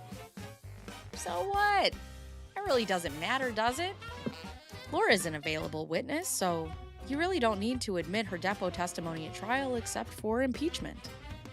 My point is that even if a phone call doesn't give you admissible testimony, it still gives you helpful information you can use to decide your next steps.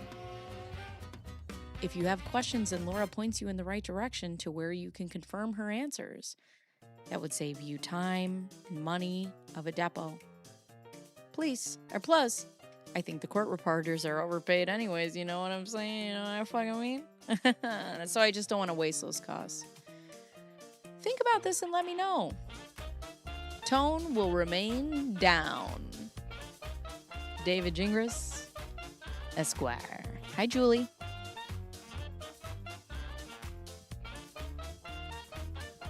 All right, what is this?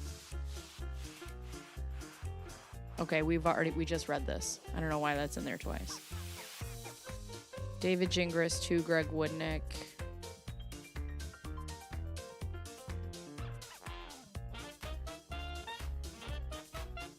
What is this? My comments back in blue. All right, great. What is this? All right. Disclosure. I should not have to keep asking you for missing information. Oh, so this is from him, from Greg. Disclosure. I should not have to keep asking for the missing information which was required pursuant to Rule 49 in the motion to compel. You have stated several times in emails that you have the photo your client testified to taking on the day of the miscarriage, which has yet to be provided, and it appears you are now saying it occurred in November, contrary to your client's testimony at deposition and statements at the prior status conference. I assume you also have the telemed doctor records and contract information so we can obtain the records with the photo from the source directly. Again, I should not have to keep asking about this as the court granted the MTC. He's commented in line. What do you mean? Meet and confer? Here? Subscribe and hit the bell. They want actual evidence, right? Oh my God. Gingers comments. There's obviously been a lot going on, and I don't have unlimited hours in the day. I'm not holding anything back. I'm just trying to prioritize things. Has the judge actually signed the MTC order you submitted? If she did, I have not seen that. As in, he's taken each GW point and then put his comments after the initials. Oh, I see. Great. Well, this is going to go on forever.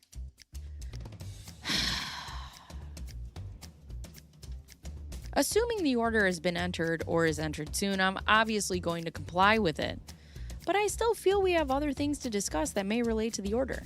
Among other things, when I first got involved, I did not know, but obviously I know now that Corey Keith gave a detailed disclosure statement on February 23rd of 2024.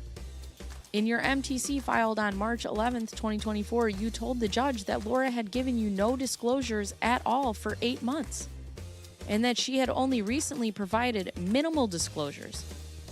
Both things were totally and completely false.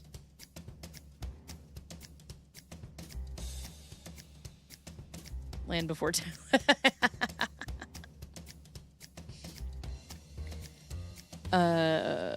Where was I? In addition, because you refused to give me sufficient time to review this stuff, I did not know.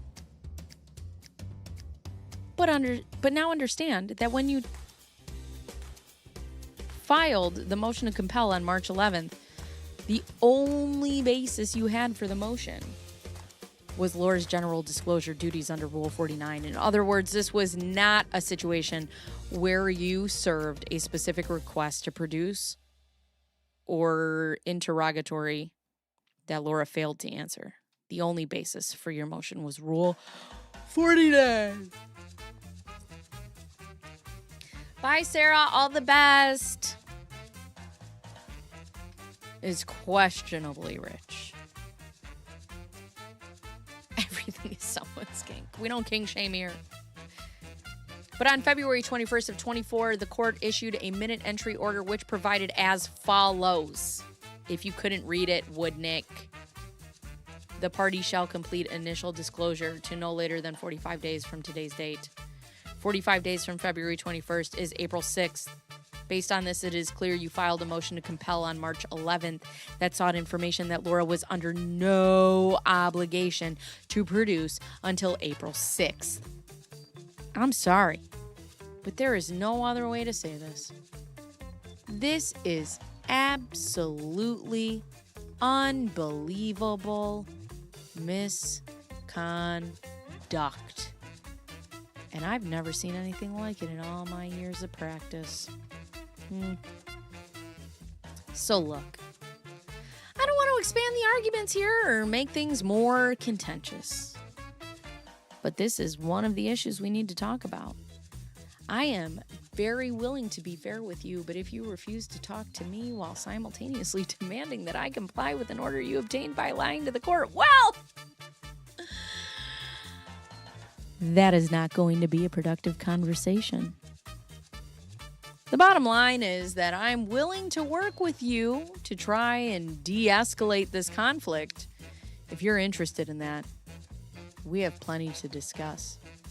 On the other hand, if you want to pound your chest and demand that I play by the rules when you have shown a total disregard for the rules, that's not going to be productive, my guy.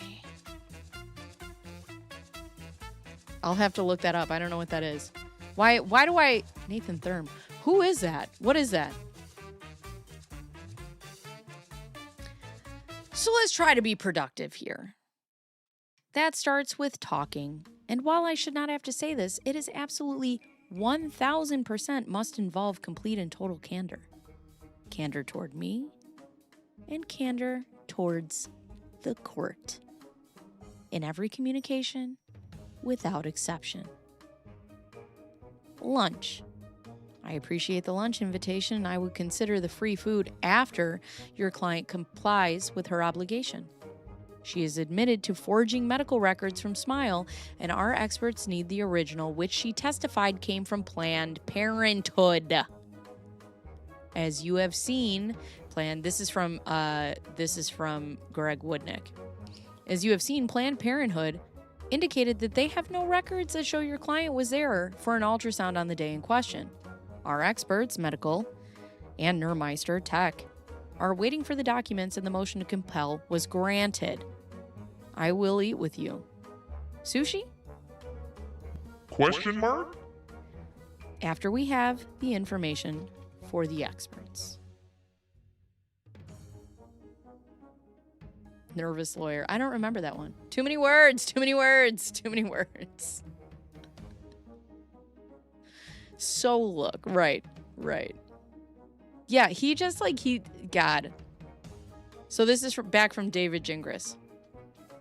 Not a sushi fan, but I like Kona Grill. So if that's a fair compromise, let's do it. I actually tend to not eat much during the day. I'm getting fat and old. So the whole lunch thing was really a metaphor. Would rather meet you for a beer or some nachos. How is that better? What the fuck? How is that better? I've been to Kona Grill.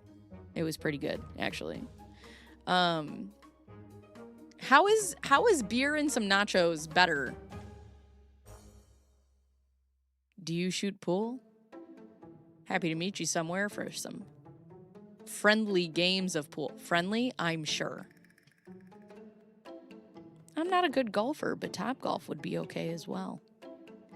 Jingris, he does not want to be your friend. Get friends. Get other friends. That's how it's better. No, I know it's better, but now when you're getting old and fat, like he says. Kona what? Kona Grill.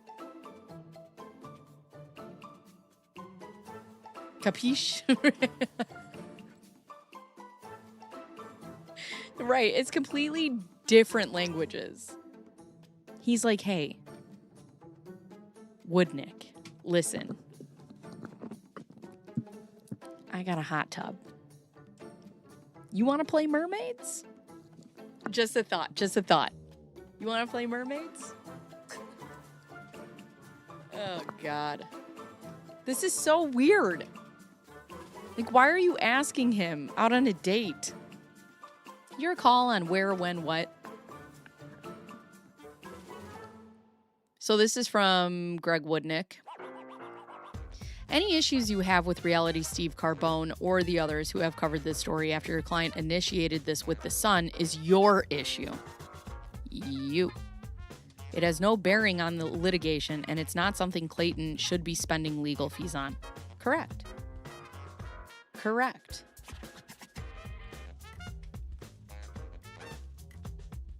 Then Jingris comes back and says, no clue what you're talking about.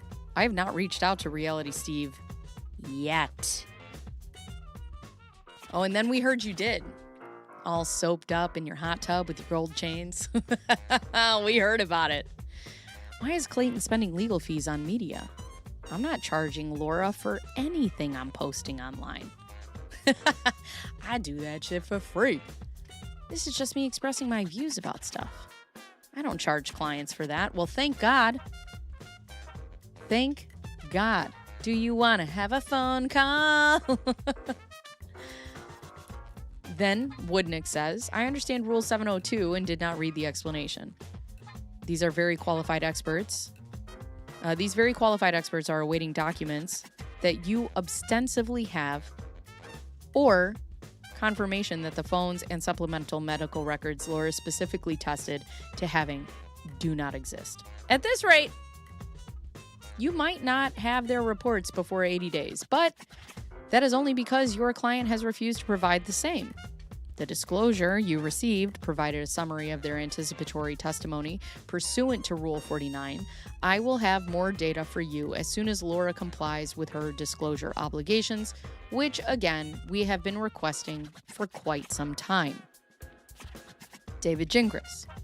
Again, if you would simply speak to me, why are you Laura? Why are you basically Laura? Well, if you would just talk to me, I would give you what you want. God. Just talk to me. Just talk to me. I think you would instantly realize there are ways to simplify this dispute. In fact, in the spirit of trying to show what can happen when we communicate, let me share some information with you. As I mentioned before, I have the photos you want to see. He's like, I have what you want. But I have an English talent. Oh my God. I understand you want to give them to your experts because you don't trust the image dates. Greg, that is not going to be a problem. You are going to love the image dates. Okay, so he's turned from cartoon villain into like Trump. That's not going to be a problem. You're going to love the image dates. They're the best image dates that have ever existed. I can't do a Trump, but that's what it sounds like. You're going to love them. You're going to love the image dates. The image dates are the best. Because the image dates are dated July 23rd of 2023. Still think you need an expert to debunk the dates? I would expect not. Not that this matters, but I also have text messages between Laura and her sister dated July 23, 2023. Again, arguably helpful for you, but certainly not dispositive of anything. Also, I do have some telehealth info showing Laura seeking medical advice on July 23rd of 23. I don't think this is helpful to either party, but it's something I'm willing to disclose. Or should disclose, because that's what fucking disclosure is. But here's the thing.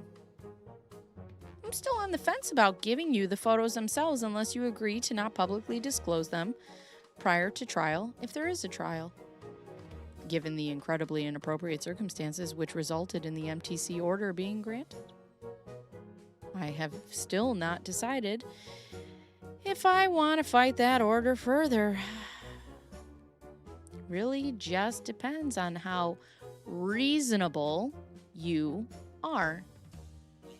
If you're reasonable with me, I will be reasonable back.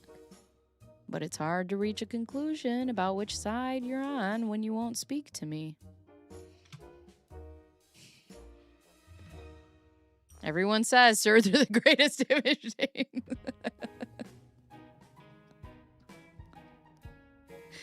Everybody's saying it. All right, so then we have this, whatever this is. All right, so then here's Greg Woodnick. Okay, so here's all the notes that he wanted. And here's from David to Greg again. Hi, IB. So close to getting it. I don't know which side you're on. I feel like it should be mine.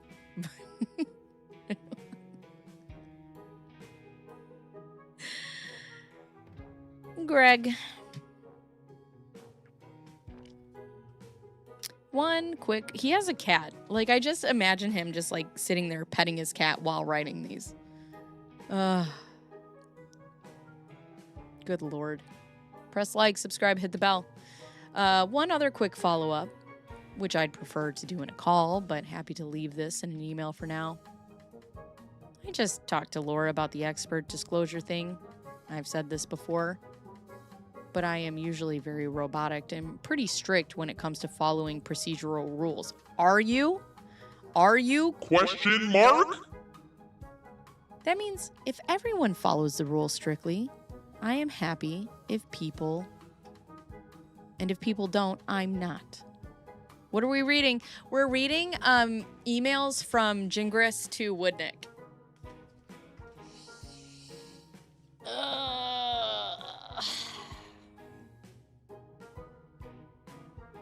I love that. I'm happy. And if people don't, I'm not. With respect to your experts, I'm guessing you really aren't planning to call them. There just isn't enough time. And if there is any value in their testimony, which I can't tell due to lack of detail in the disclosure, how the fuck? How are you going to complain about lack of detail in the disclosure? How? Where? Why? What?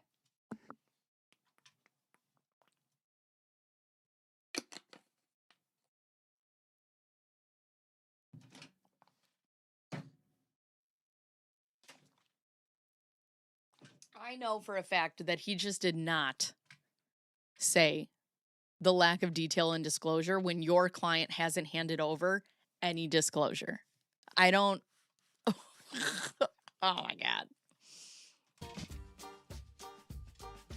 The values seem like it would be minimal at best. Plus, the Daubert problem, etc. Who the fuck is Daubert?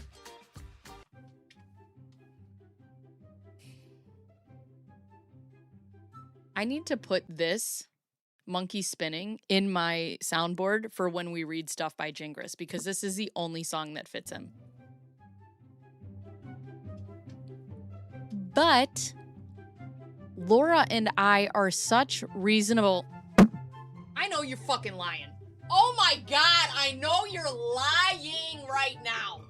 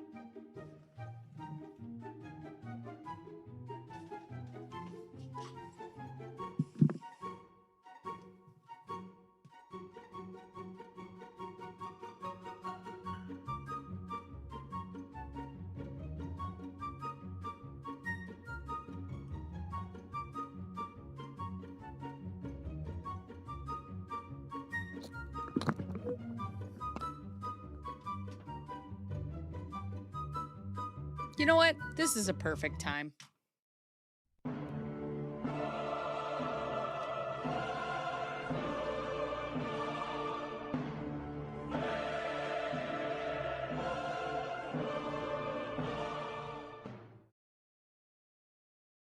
The weather is great.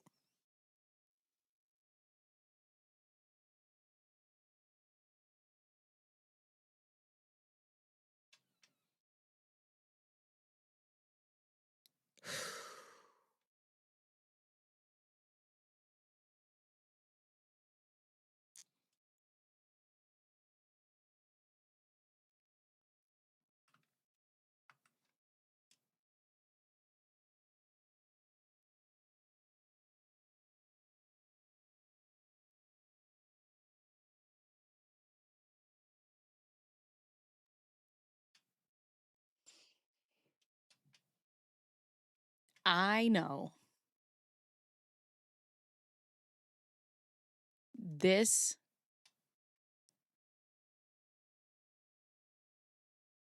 words in this order do not fucking exist. I know it. Oh my God. What's going on? My chair just sinks on its own. The fuck? Laura and I are such reasonable people.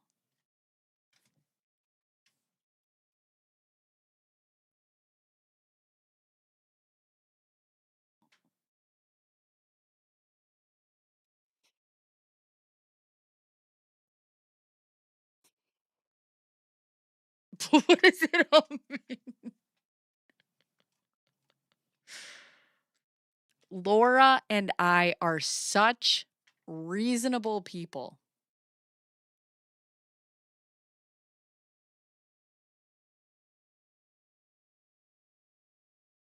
The information is going to my eyes, okay? And I'm seeing it. And it's going back to the neurons in my brain that cannot compute what it's saying. And because my brain is working so hard, I can feel my retinas burning from the inside out. I know that you did not fucking write this with your full ass chest and you meant it with no laughter. There's no way. There's no way. This is a joke.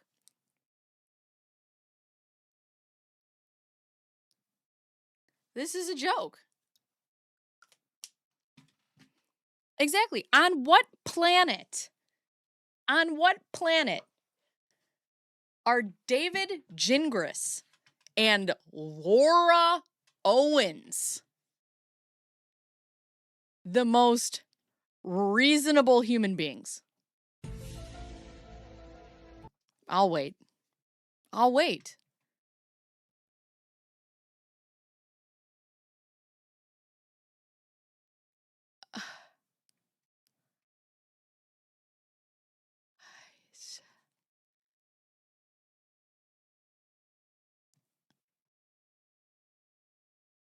It's called gaslighting. The gas isn't lighting, Cast.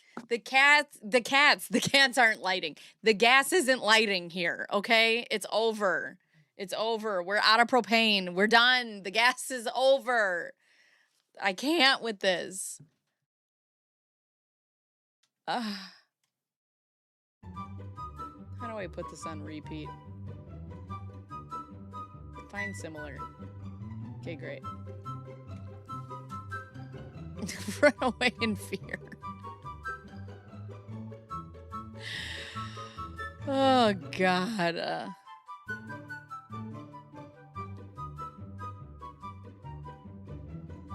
Girl. And not even you. Like, if he's so delusional that he has no self-awareness and he's like, I'm reasonable, you find Laura to be reasonable?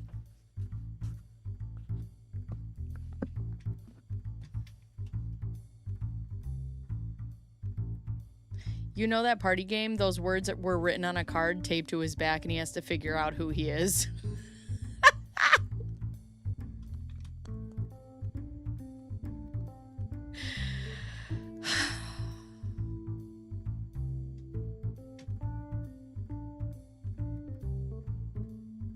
Not intentionally.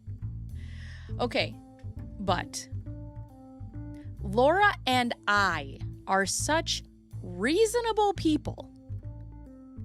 We actually think maybe it would be okay if you really want to put one OBGYN on the stand. Every time I read it, it gets worse. She claimed to be pregnant. Why would you not want her to put an OBGYN on the stand? Wouldn't you want the OBGYN to be on the stand to agree with the fact that she was in fact pregnant?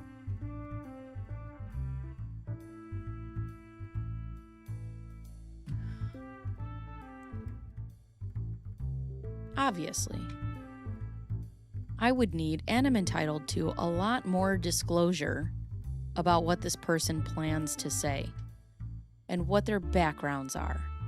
I obviously need to know if the doc is married to Clayton's brother or whatever.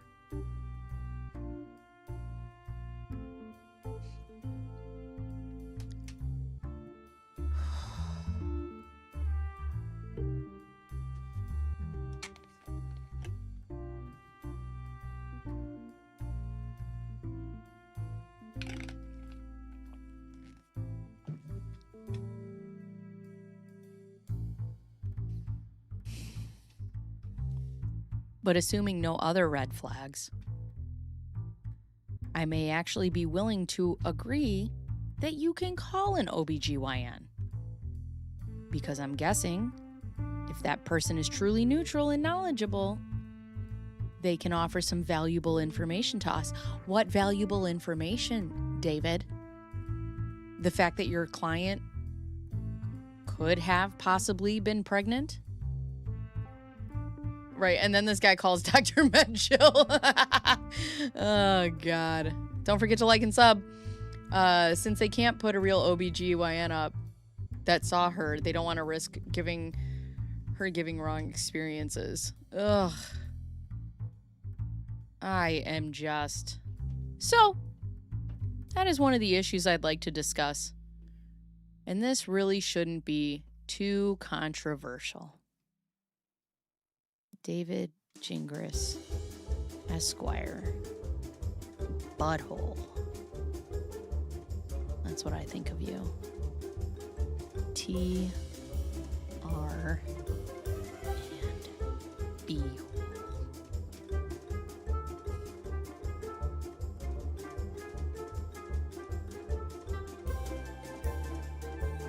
I'm so annoyed.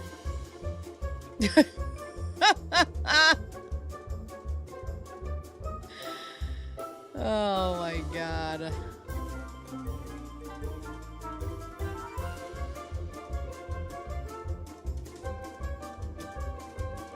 Oh God.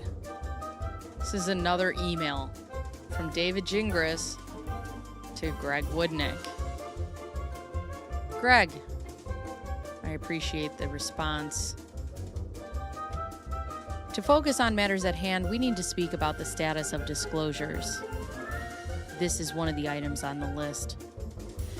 I understand that a few days ago you disclosed the names of some experts, but basically nothing else.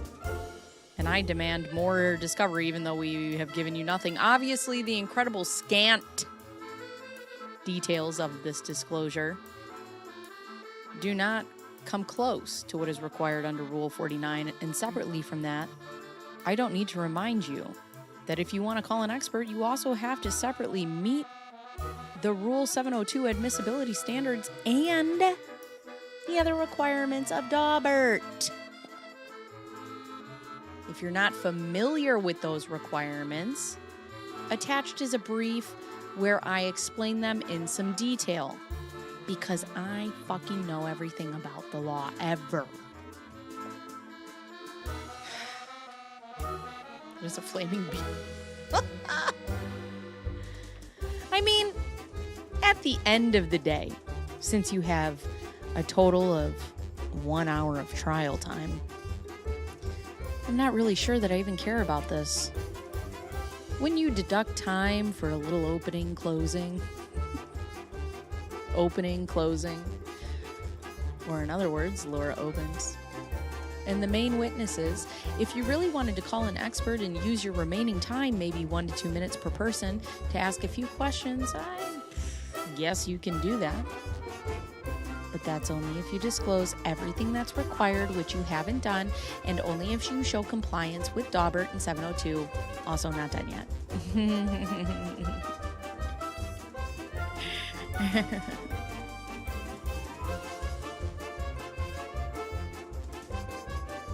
Again, this is why we need to talk. I'll leave you alone for the rest of today, but we need to talk on Monday.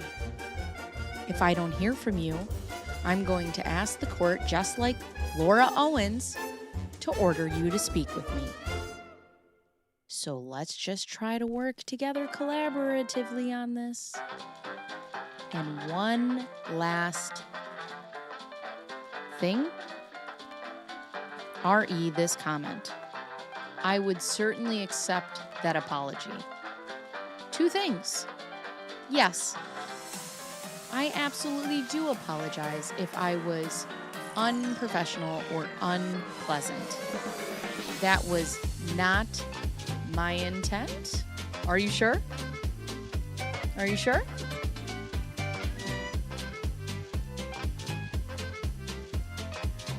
Number 2.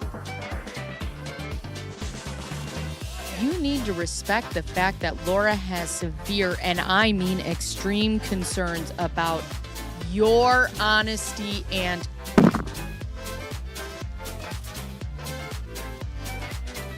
Greg Woodnick's honesty. Greg's honesty. She's worried about Greg's honesty.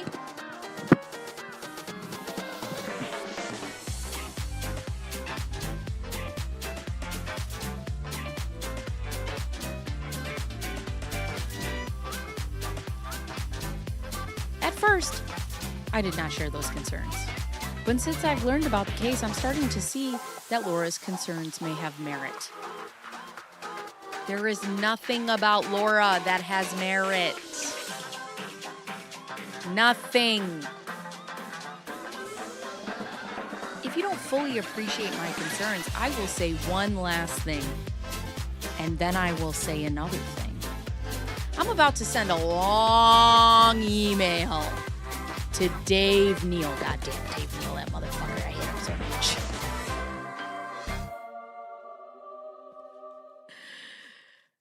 Oh, yeah, I can turn it down. Sorry. I assume he's working closely with you, but if not, you should ask him. You should reach out to him and ask him for a copy of the message. Since you don't know me that well, the email may provide some helpful context. That's the main reason I'm sending to him.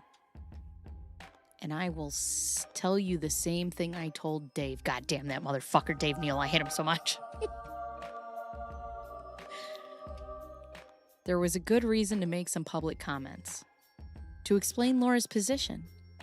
But that is now done. I don't plan on speaking much more about the case in public unless it's necessary to respond to false information someone else has published. Hope that makes sense. Your lawyer, B-hole Havin. Actually, if we draw some hands here for him to open his butthole right there. Yeah, like that. See? Look at that. David Gingras.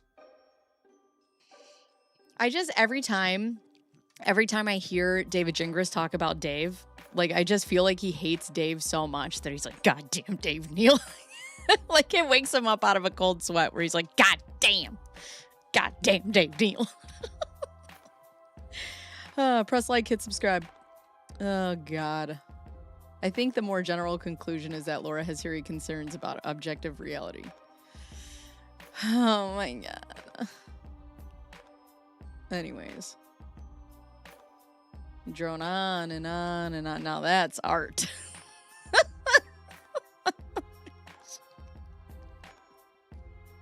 Right, he likes nachos and b-hole. I don't know what art is, but I know it when I see it, and that's art.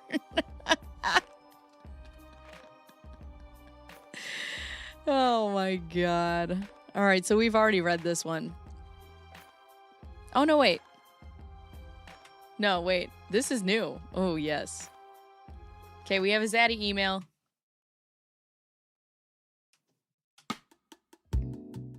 David, I have 2 disclosed medical experts who would like to see the photographs. Planned Parenthood and the telemed records about the alleged miscarriage, as it may impact their efforts. Brian Neumeister is prepared to review the dates as well.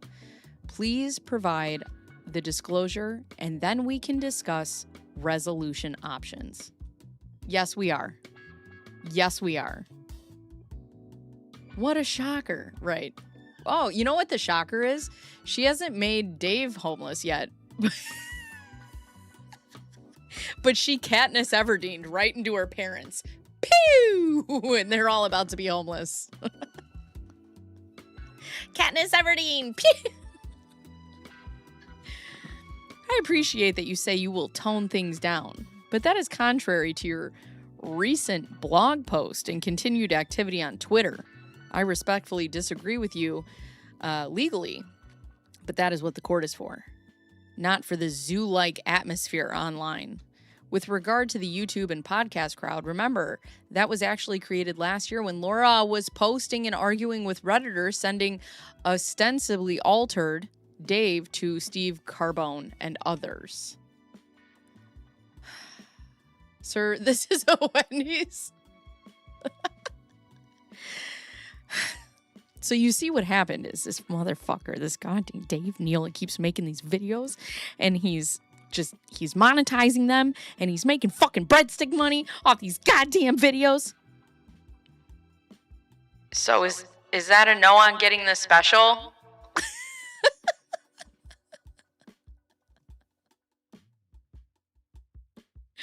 Oh my God. As for lunch, I enjoy food. In my 24 years of practice, I have never said no to a lunch or beer invitation. But I am saying, not now. This is Clayton and Laura all over again. Woodnick's like, it's not you, it's me. Perhaps this will be nothing more than fodder for a future blog post, but I trust you are being sincere.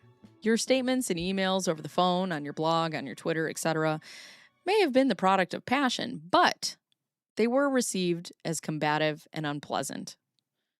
You know, I have never, in my 41 years on this planet, been described as unpleasant. I would really, like, if you came at me and you're like, you're a dumb bitch and I fucking hate you, I'd be like, yeah, all right, whatever. If you came at me and was like, I find you rather unpleasant, I would be like, I think that hurts my feelings a little bit. I'd like to order number 6 with cheese. Hold the Dave Neal. Oh my God. Given your verbiage and your approach online to my team, I think Judge Matta will side with me on any trepidation issues here. That said, I am quick to forgive, and if your email is meant to be an olive branch apology for the professional allegations and overzealous advocacy, I would certainly accept that apology. Sorry, Woodnick, this is not an apology because he will go on to blast you for years. I want to avoid Clayton incurring fees discussing anything further without the disclosure, which I trust you agree is reasonable.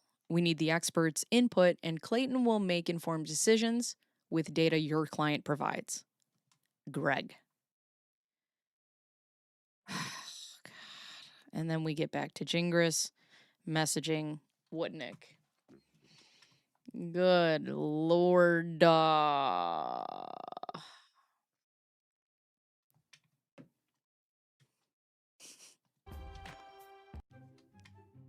Greg, I just tried calling your office, but you know, I got no answer. Seems like you've been fucking avoiding me or something.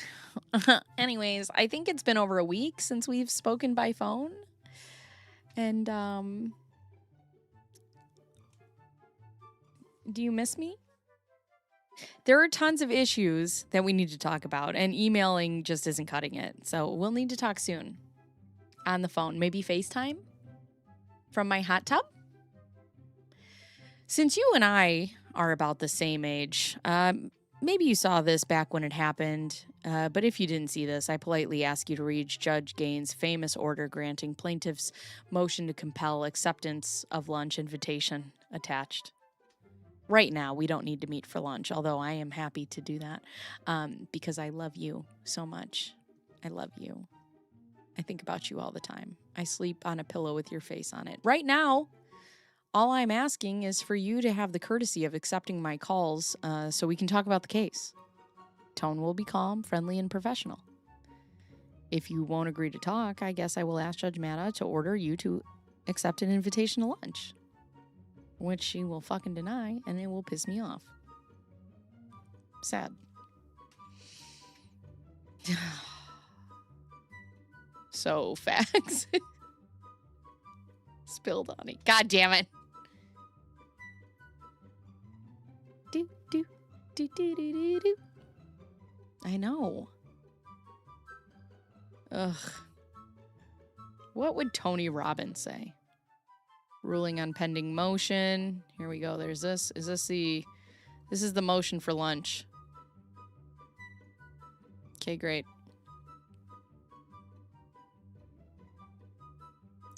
Okay, so we read this. Oh, and then we're done. Yay! 7 minutes. In heaven? 7 minutes in heaven? He wants to be trapped in a closet with Woodnick? Is that what you're telling me? Oh, boy. We finished, friends. Good for us. Good for us. Okay.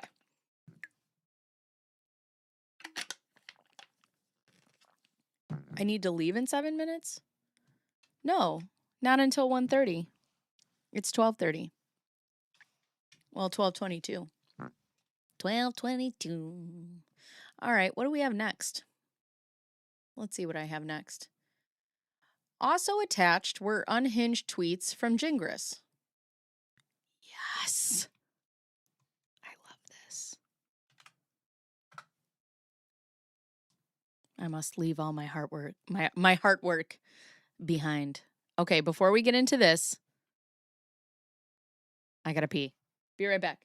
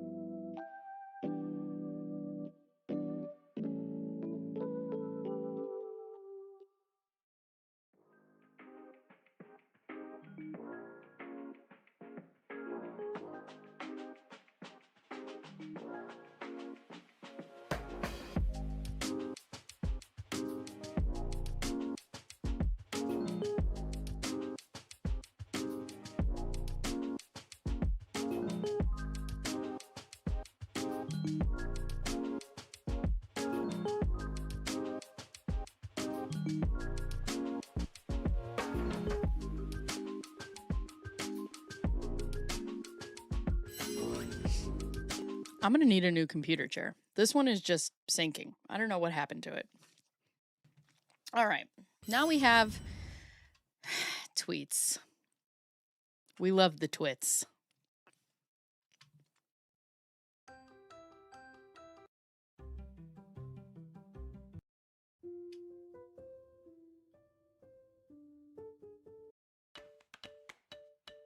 What do I need?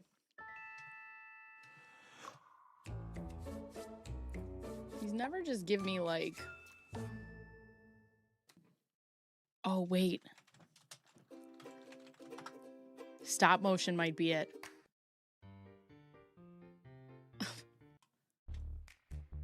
I don't know.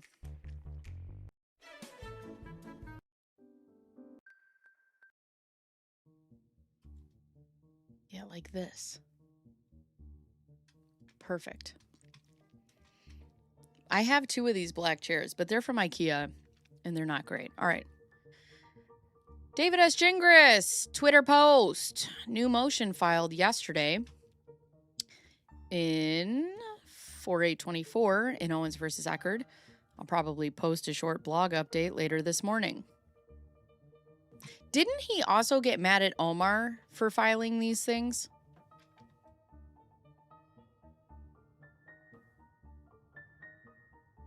Anime.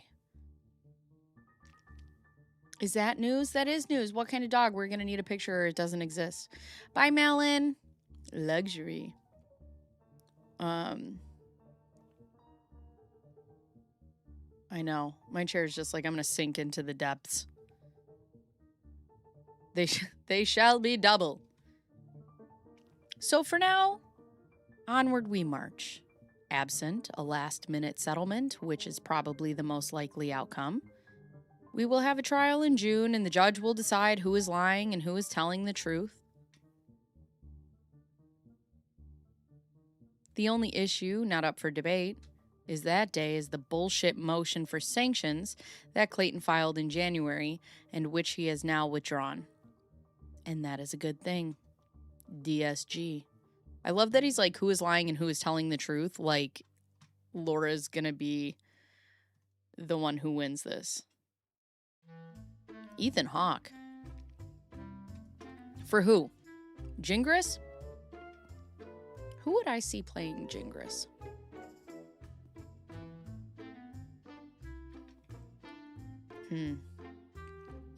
P.S. As I get more up to speed with this case, I'm really starting to lose patience with the small but vocal handful of people out there who are milking this case for personal financial gain. I am not one of them since I make zero from writing this stuff. You are the guilty and the dirty. Know who you are. Girl, I know who I am. Who is you? I know who I am.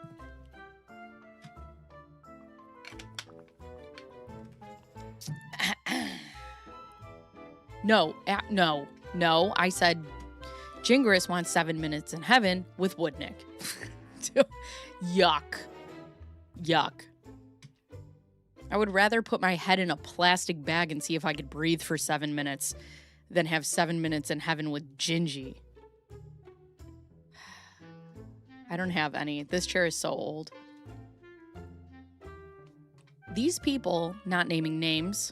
God damn that fucking Dave Neal. God damn it, Dave Neal. I hate that motherfucker so much.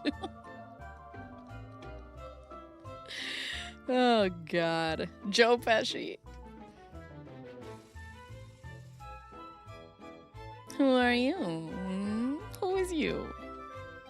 These people, I'm not naming names, are generally blogging or hosting YouTube videos every day to talk about the videos. Oh, idiot. To talk about the case, but they are not really talking about the case. Not even close. They don't explain all the facts, and they don't give both sides of the story. Like any real journalist would. At the end of the day, they don't give a shit about this case. And they don't give a shit about the people involved or the truth. Man, Gingras would hate me. Hey, you guys want to know something that I found out? Do you all want to laugh? Everybody like and subscribe and hit the bell. And also like and subscribe and hit the bell if you want to know a funny fact that I just found out that's going to make you all laugh. Anthony Michael Hall. Oh my God. I think Paul Giamatti might do a good job. You need somebody that could just like lose it on a dime. It's like, I don't know. We don't give a damn. We don't give a fuck. Oh. They are nothing but mosquitoes. Sucking their meager livings out of the First Amendment I fought so hard to protect. Dave Chappelle is low. These human leeches are selling half-truths and twisting shit way out of perspective in order to increase the drama. So much drama. You know what's funny?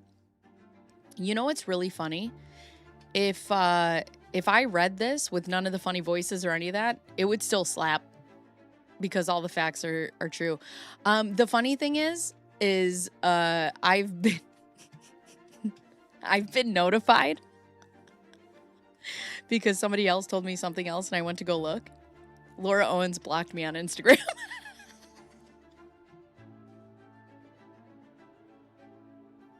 I have been seen, girl. I have been spotted. Like Bigfoot. Bzz, bzz. She blocked me, girl. Which is funny because I didn't even know. Somebody had sent me like a thing that she put up, she posted. And they were like, oh, she posted this. And I went to go look for it and I'm like, bro, I think I'm fucking blocked.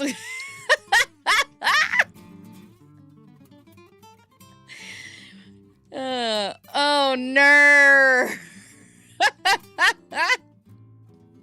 Oh, yeah, Patrick Wilson. I like him.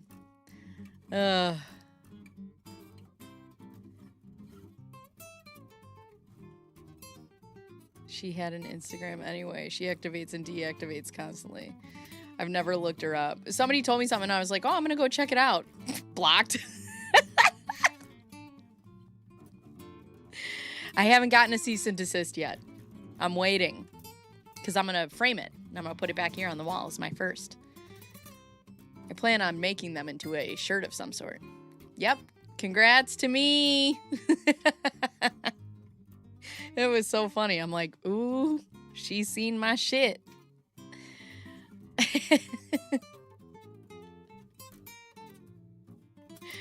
Oh, God. Zach, the way he stands with like one hand behind his back. But anyways, I love how he's like, to increase so much drama. Nobody needs to increase the drama. You can just read it as it's written and it still slaps. The whole story is incredible. It's fascinating. It's crazy. And thereby get a few more pennies of Google AdSense and revenue and a few super chat bucks to pay for breadsticks. Honestly, makes me puke. Didn't you also try to make your own YouTube channel and then it got deleted or canceled? Oh, hell yeah.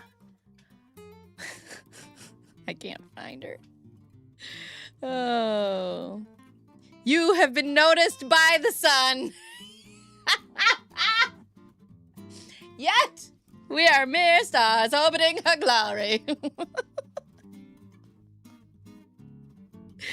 Oh my God. Dear Diary. Apparently, Bacon Bearzz thinks she's prettier and smarter than me. Can you fucking believe it? The artist and painter. I should have her on. Fuck these sick, selfish, lying assholes. Should I clarify how I feel? You get the tone. Oh god, yeah, he started adding lights to look like Omar. Good lord. These vile scum, I mean people, are not helping anything. They are human you can't say cockroaches. This is anti-Semitic, according to Ron. This is a walker. According to Ron Owens.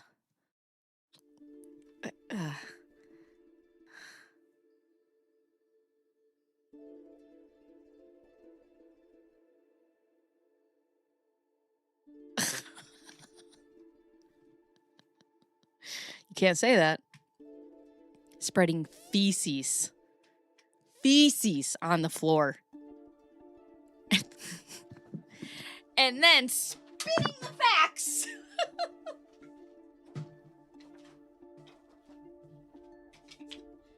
I just kicked over my light. I got too excited about spitting the facts. Spitting the facts!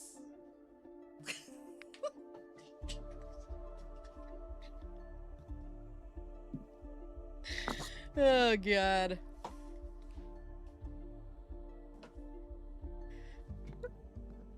Spreading feces on the floor and then spinning the facts to make them more dramatic. What's more dramatic than a bitch on 3 men faking pregnancies? What's more dramatic than a bitch writing a man a contract to fucking date her? What's more dramatic than some bitch being like,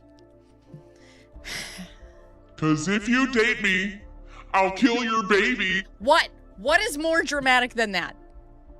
I am not smart enough to write this shit. Okay? Content worthy. Whether I put the voices to it or not. I could just read it as is, and it is still the most dramatic shit I've ever fucking seen in my life. Okay? She's got all the goods, right? She's got pregnancy. She's got abortion. She's got miscarriage. She's got abuse. She's got assault. She's got autism. She's got all the goods, and she puts it in there and she stirs it up, and it's a perfect little content platter. We're not making this shit up. We're not even adding to it. I don't have anything to add. She's got the whole base, okay? Hi, troublemaker. Good Lord. Lord, your chair will go down again. Oh my God.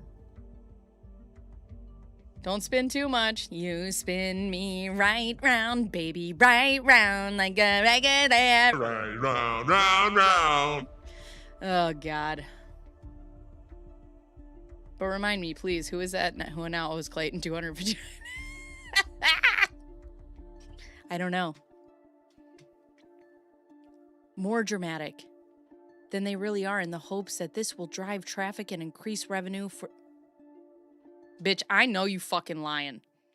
I know you fucking lying right now. What is happening with my day? I will punch myself in the face if you just don't leave me alone, YouTube. Hello. Hi, Toadette. Wherefore art thou?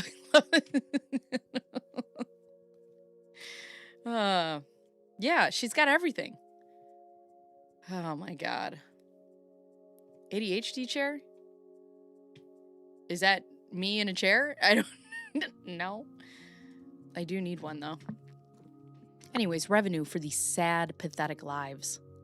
One day, these trash humans will wake up and realize that lying for money is not a good way to live. What are the lies? What are the lies? I don't even need to yell at this point. Just tell me what the lies are. I just need to know what the lies are. What are people making up that Laura didn't make up herself?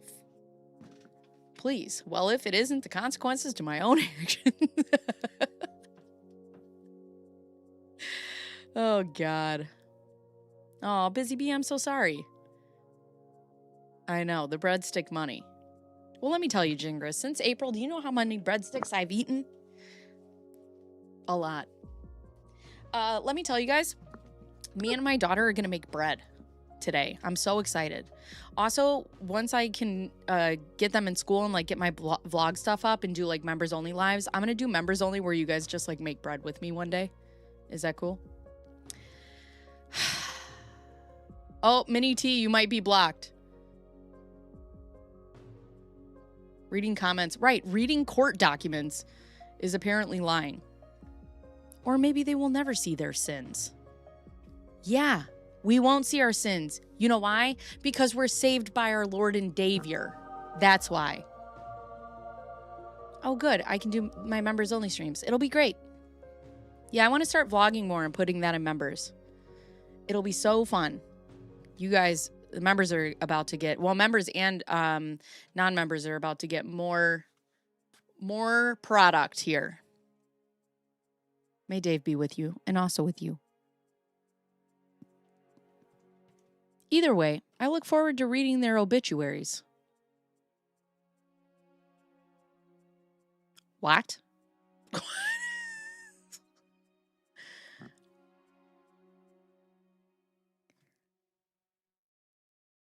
So he goes on this dissertation about how these people are awful. And then is like, can't wait till they die. Press like, subscribe, hit the bell.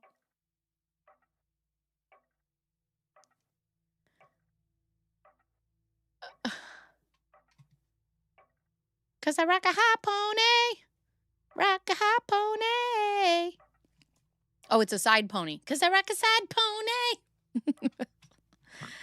Oh, God.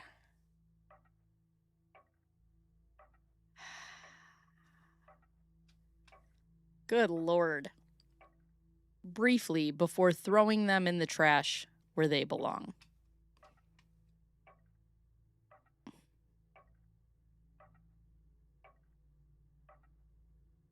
What the fuck is this?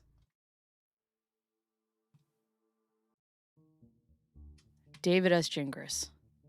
Thanks for the $1. When I go to the casino tonight, I'll put it in the roulette wheel and let fortune decide my fate. I love roulette. Don't take that from me. Also, I don't plan to make further public comments for now. The process was helpful, but not very productive. Moving on to other tasks, like my blog. Oh, here he is. Making more comments. I am commenting because there is a huge amount of misinformation being spread unfairly about Laura.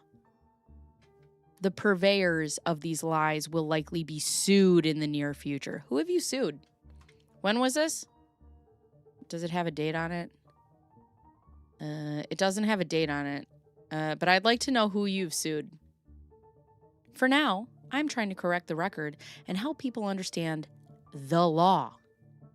I'll blog about that ASAP. And I just imagine him like diving into his keyboard and he's like,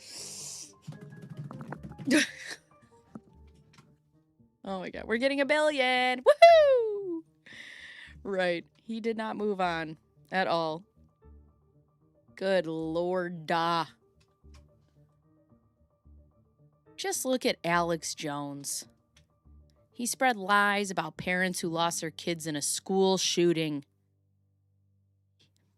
These people are reading court documents. They're not just like making shit up. He was sued. Couldn't prove his lies were true, and a jury ordered him to pay $1.5 billion. Anyone who thinks it's funny to spread lies better own a tent and a sleeping bag. Okay, so here's a tent, right? In the grass. We'll make like a little fire here. Here's a fire. Oh, and you know who needs this tent and this sleeping bag? Well, see, here's Jan, who always has her mouth open for some reason. There's Jan. Oh, and who's next to her? Laura.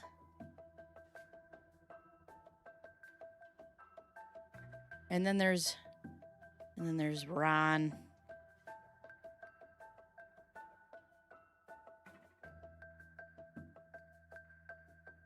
In a chair.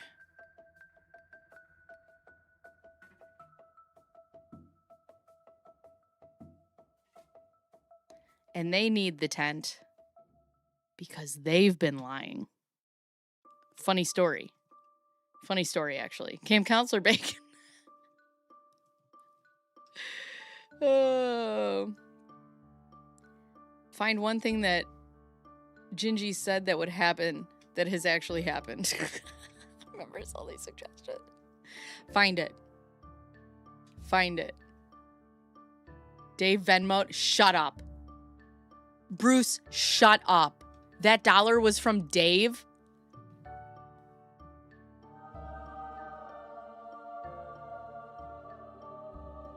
That's the funniest fucking shit.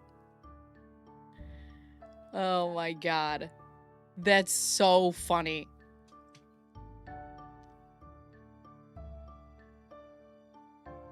And what makes you so confident you know the truth? Were you there when when Clayton and Laura hooked up? It's the email. Whoop. The email. What? The email. Question mark?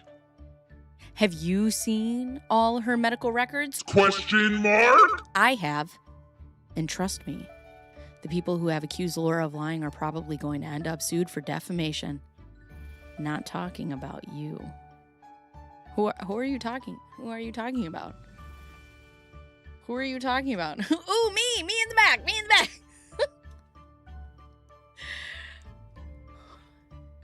Who are you talking about? Nah, they can refile anytime. This guy won't be around long anyways. Judge is going to chew him out, and spit him out. Here for the long haul. Don't believe me? Let's bet. I'll bet you 1K, my own money, that I will be here through the end of this case. Well, I mean, she lost that bet because now you're a witness in her criminal trial, so I guess you're right. They sell tents at Macy's. Shut up. That's so funny. $1 billion. $1 billion.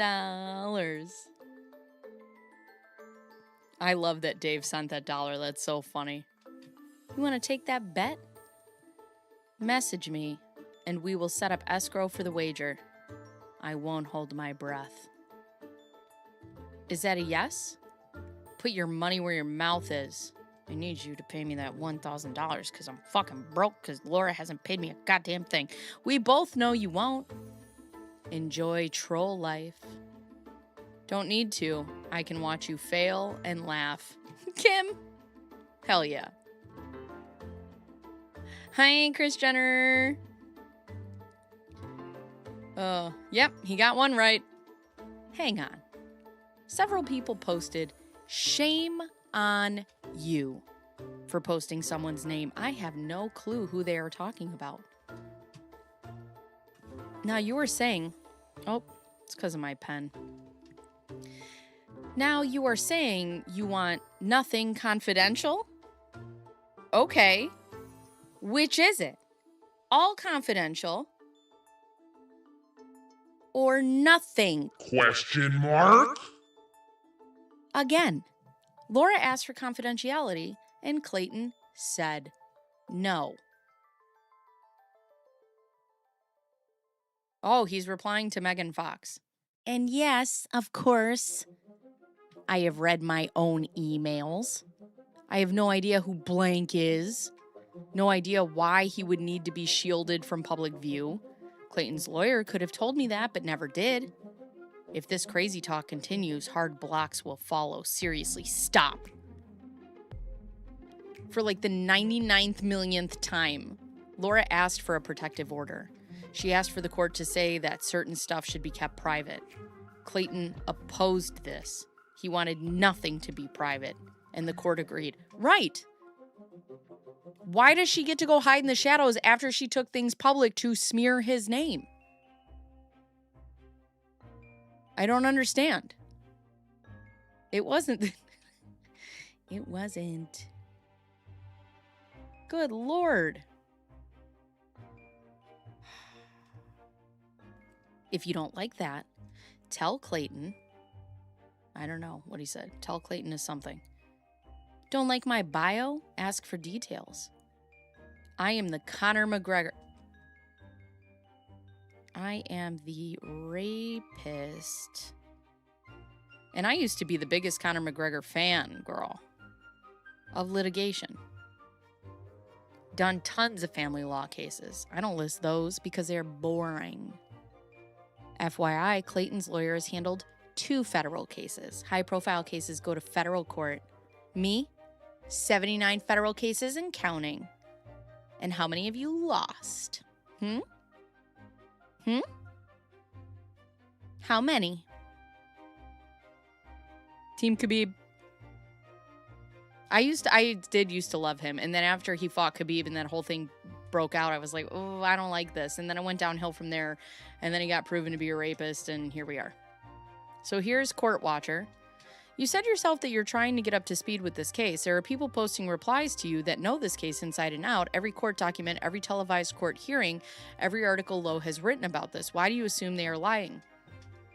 And put all the noise aside. Laura had multiple positive pregnancy tests before she filed the case. No, she did not. She came positive for HCG. Not 1, not 2, multiple positives, including one purchased by Clayton and taken directly in front of him, which was positive. What else really matters? The fact that she could be injecting HCG, you fucking loser. He's a fighter.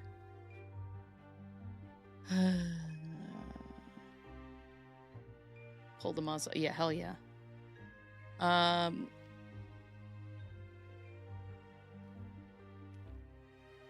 The only remaining issue in the case right now is this.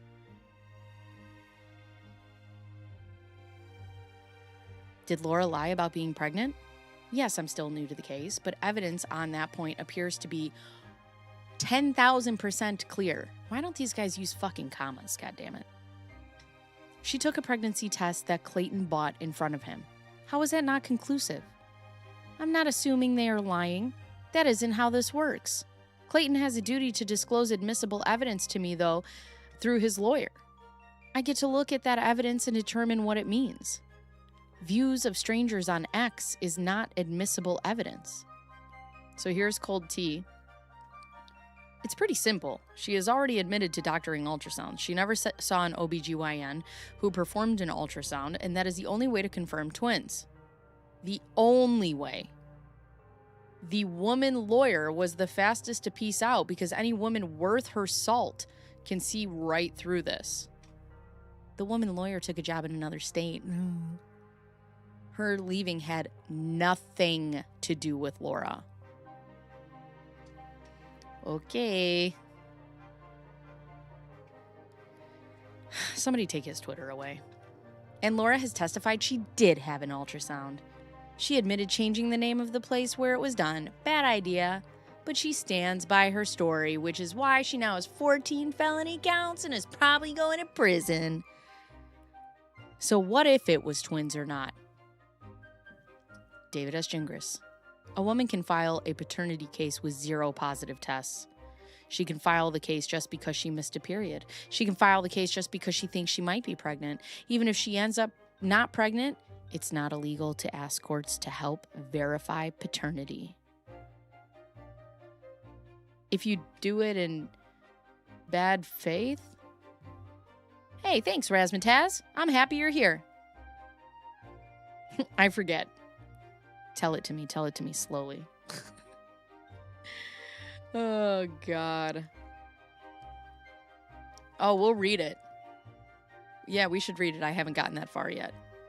What is this music? This music sucks. I mean, I do kind of like having it in the background, I suppose, but this isn't like what we need. We need to go back to silly.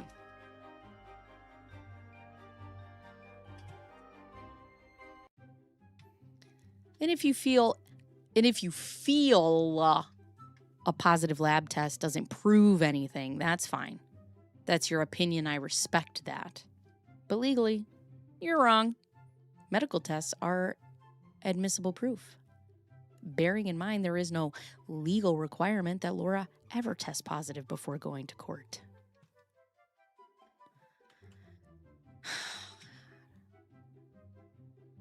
Interesting. Oh, God. She can file if she's... what? If she has a T-Bear party shower? No one is saying Laura cannot file a paternity case. The problem is she failed to prove clinical pregnancy and paternity, therefore should pay the fees. Very simple. Bruce, go sit in the corner. There will be no logic here. Let me explain as clearly as I can. This case is not about Laura offering 1,000% confirmed proof she was pregnant. This is not an issue here under the law. The only question is, did Laura have some reason to think she might be pregnant? That's it. That is it. If so, we win. No, you don't win, actually. Trap City. Trap City, bitch. Actually, it's Rack City, but... Bottom line, Clayton's cult hates Laura because you do not understand what is going on here. That mistake is making you see the case incorrectly. I'm trying to explain and clarify so you understand, but people are not listening. That's fine. I will keep moving forward. Nobody puts Moose in a corner. It doesn't matter if she never had an ultrasound.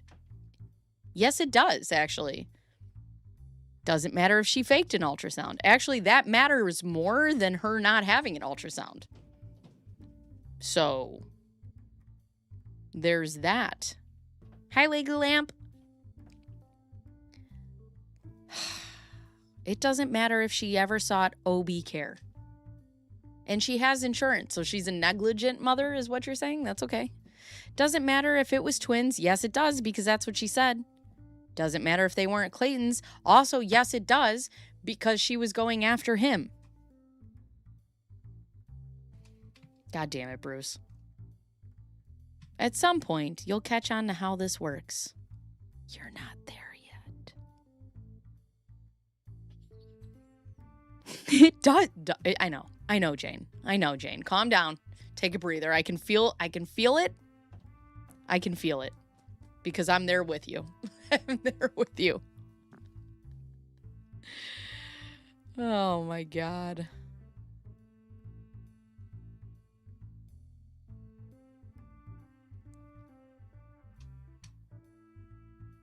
What other legal arguments are there? Genuine question. Can you give the rules you'll be mentioning so I can look them up? Laura is also probably going to file one or more motions or for sanctions under a bunch of different rules or laws. Don't ask for details. That will come when the motions are filed, if needed. Court Watcher. I'm intrigued by what sanctions LE will be requesting. Who's LE?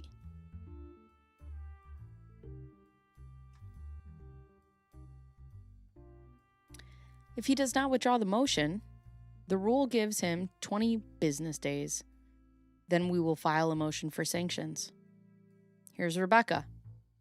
I'd be interested to hear what piqued your interest in posting updates about this particular case versus other cases you take. Main thing is because one party is aggressively making public statements about the case. Oh, low typo. Okay. I love that he's like aggressively making public statements about the case. She was also aggressively public in her own case. Like before it, to try to take Clayton down. Had this gone the way that she wanted it to go, you think she would have shut up about this? No way.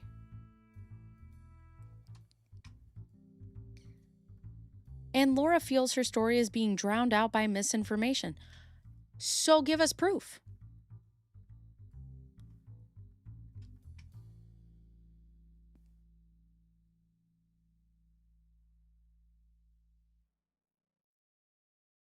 No, I do not think it was the same person.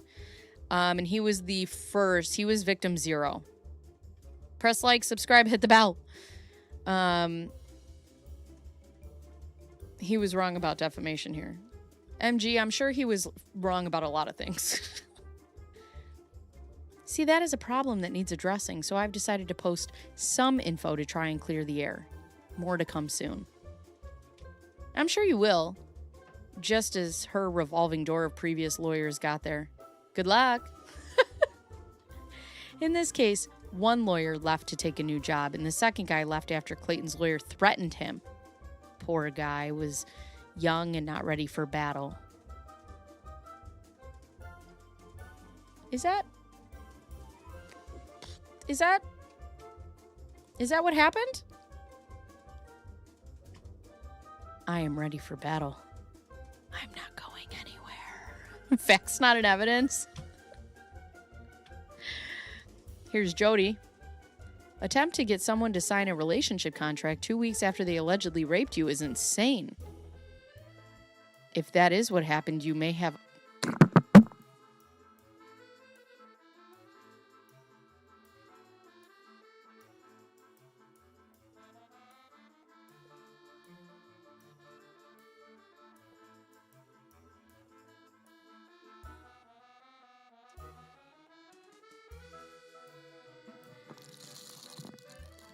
It's in writing. It's in writing. It's in writing. It's in writing. It's in writing. I know you need reading comprehension skills. It's in writing. It's in writing. It's in writing.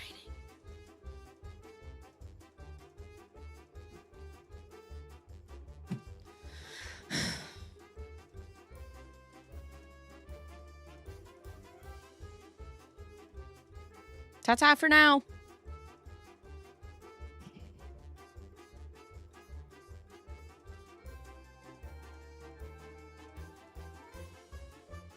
He's not just destroying your studio. All of a sudden, my funds for microphones is gonna go up. Or maybe you know like 3% of the facts, and forming this strong of an opinion based on 3% of the facts is honestly fucking stupid.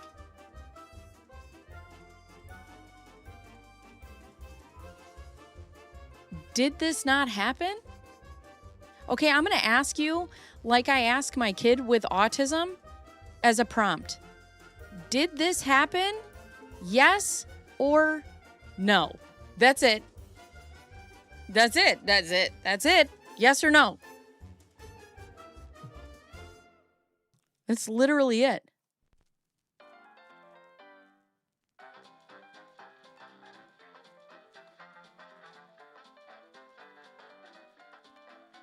I wonder if it's in writing. She's gonna eat the windscreen again. I can feel it.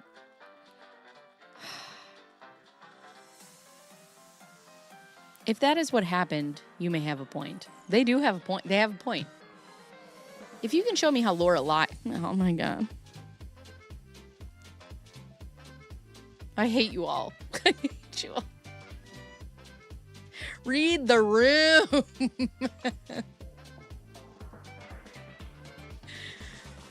I would drop her as a client instantly. You would? Did you? If Laura lied, you'd drop her as a client instantly, huh? Look at her now, Gingy. Face in prison. So weird.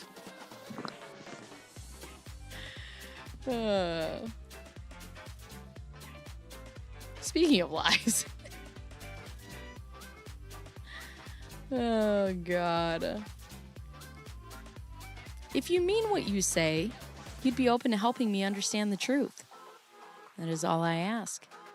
If you turn your back on my request, what does that even say about your true motives? You are my sunshine. She had the DNA test done more than once. And all results said little to no fetal DNA. Doesn't matter when she miscarried, as fetal DNA lives in mom's blood for months and sometimes years after miscarriage delivery. This is definitive proof there was never a pregnancy. Great analysis. Just one thing. Do you have a pic of the time machine Laura used on 8/1/23 to go forward in time to 10/15/23? See these test numbers. Then travel back to 8/1/23 where she proceeded to maliciously file for paternity knowing what the future held. Please send pics. My brain. I do wish he was her. Could you imagine if he was her criminal defense attorney? I would poop. That would be amazing. Okay, well, what else do we have? All right, and then we have a Corey email. Also, thank you for the people in my DMs for doing this. But.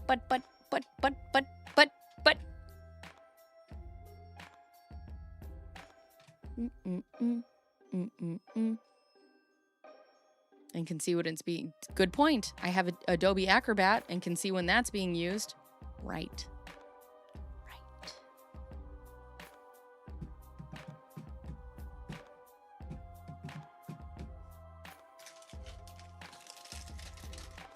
Oh, God. God damn.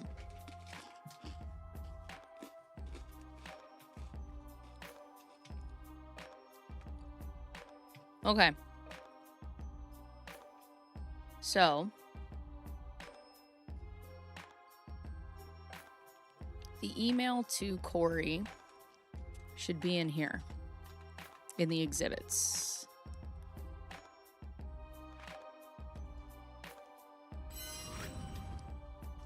So this is to Dr. McCool.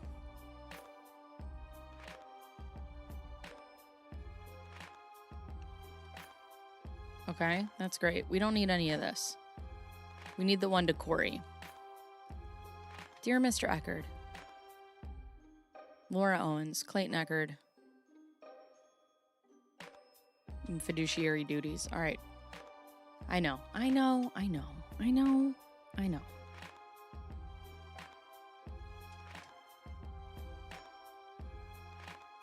Oh, you do like the BB hat. Yay.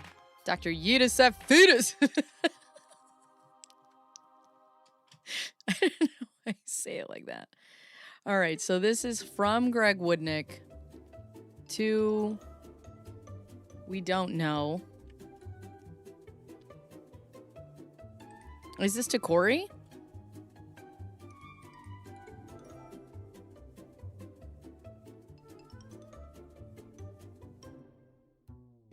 I don't know what this one is. From Greg Woodnick to Corey. All right, here we go. We need our Zaddy music back. Zaddy in the house. Get your diffusers.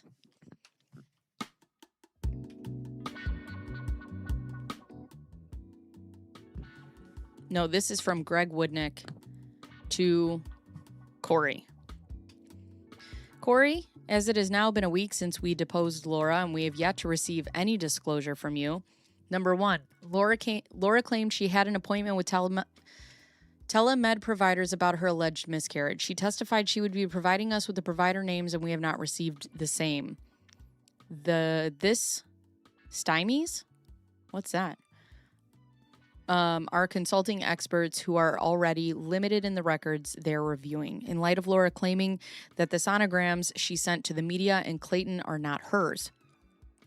The fact that she does not know the date of the alleged miscarriage is incredible, but could be supported if she provides records from the appointment she claims she had immediately after the alleged miscarriage, including the photo she testified she shared with the provider of the alleged 2 hand-sized fetuses she delivered. Also, you can't even tell that they're hand-sized fetuses. If they were hand-sized, that's that big. 2 hand-sized. My hand isn't even that big. I would have to go to the doctor if something this big came out of my body. Okay? All right. No, this is from Woodnick. This isn't from Gingras.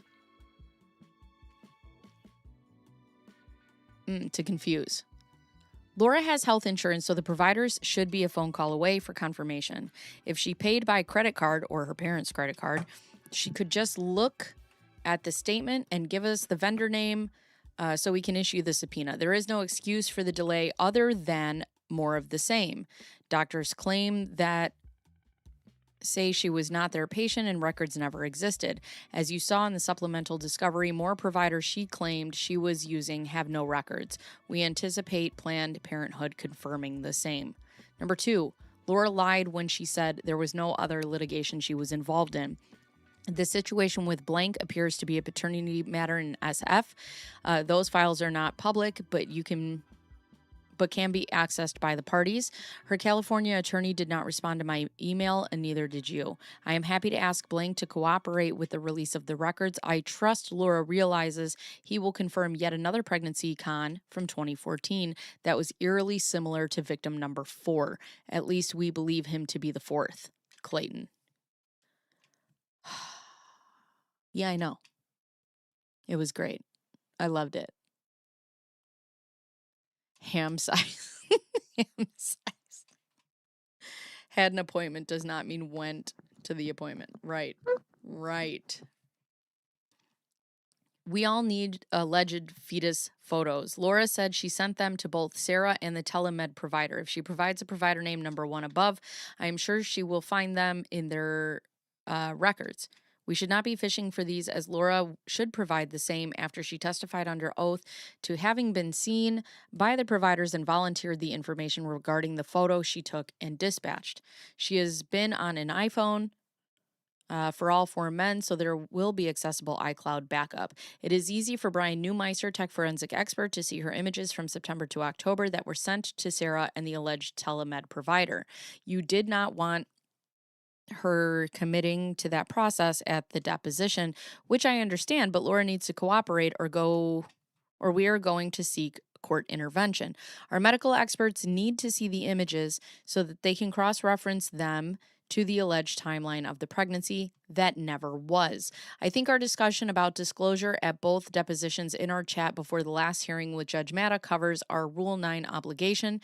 If you disagree, let me know, and we can talk Monday afternoon anytime after 2 p.m. Laura can anticipate our motion to compel. Last, it should go without saying that I am sure you did not know about the pregnancy fraud case in California or that Laura tampered with exhibits that you used as evidence in Clayton's deposition. I think Bonnie Platter realized that the records were fake, and that is why they tagged out. Perhaps Lexi also realized the same. Greg. Mm-hmm.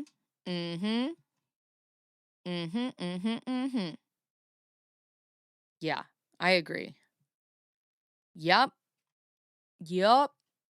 All right, and then we have this is from Greg Woodnick to Corey.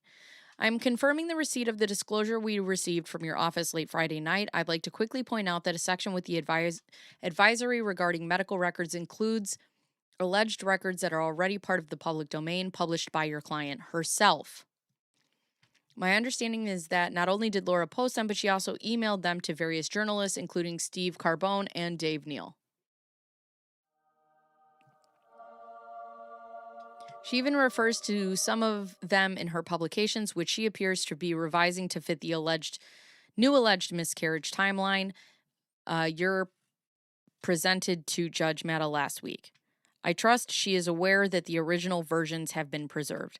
I'm assuming you are not aware of the extent she has put her records out in the media sphere or her new tactic of revising history. Of course, we intend to honor Judge Matta's directives regarding medical records, but in anticipation of her alleging there is a leak regarding what you just provided, I am advising you in writing of the history and that the majority of the records provided were the same Laura published online. Hi, more love. How are you?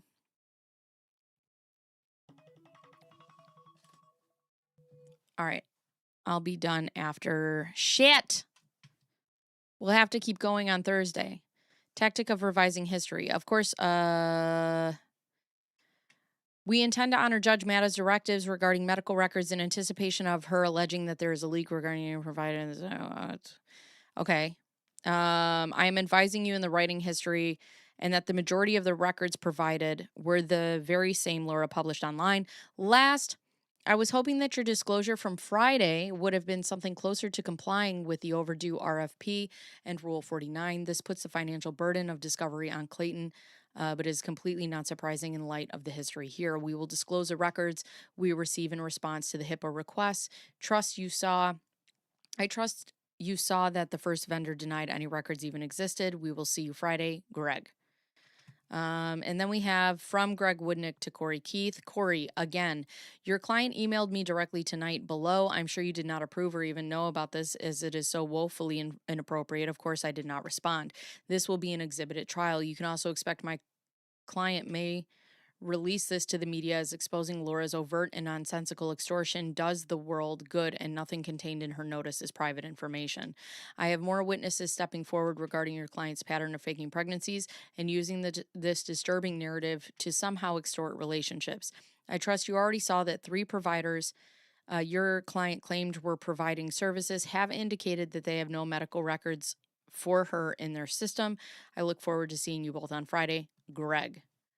And then Laura sent this to Greg Woodnick. Legal notice, please forward to Clayton. I'm contacting you directly rather than through Corey, as this is related to a civil matter. I would appreciate it if you would share the attached with Clayton. Regards, Laura Owens. What's the attached? All right, so here's Greg Woodnick to Corey. At the status conference on February...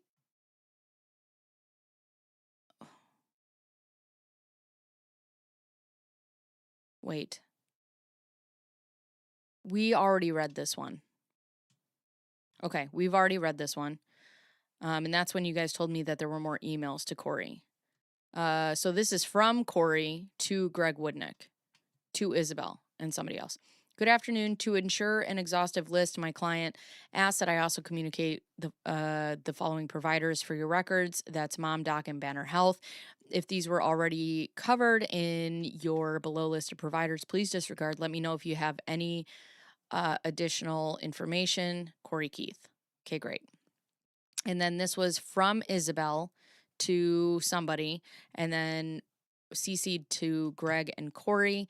Good afternoon. Per the request, the providers we will be requesting records from via the HIPAA release signed in court today by Miss Owens are and subject to additional providers listed by Mr. Keith, Dr. Higley, Dr. McCool, Nurse Lister, Dr. Jones, One Medical, Honor Health, Scottsdale, Family Planning Associates, Any Lab Test Now, Choice DNA, ArcPoint Labs, Planned Parenthood California, Smile, Southwest Medical Imaging, Barrow Neurological Institute, and Dr. Zeman. Thank you, Isabel Rainey. Good Lord. All right. Oh, it was the extortion letter? Oh, boy. Is that the one where she's like 1.4 million? Good Lord. So, okay.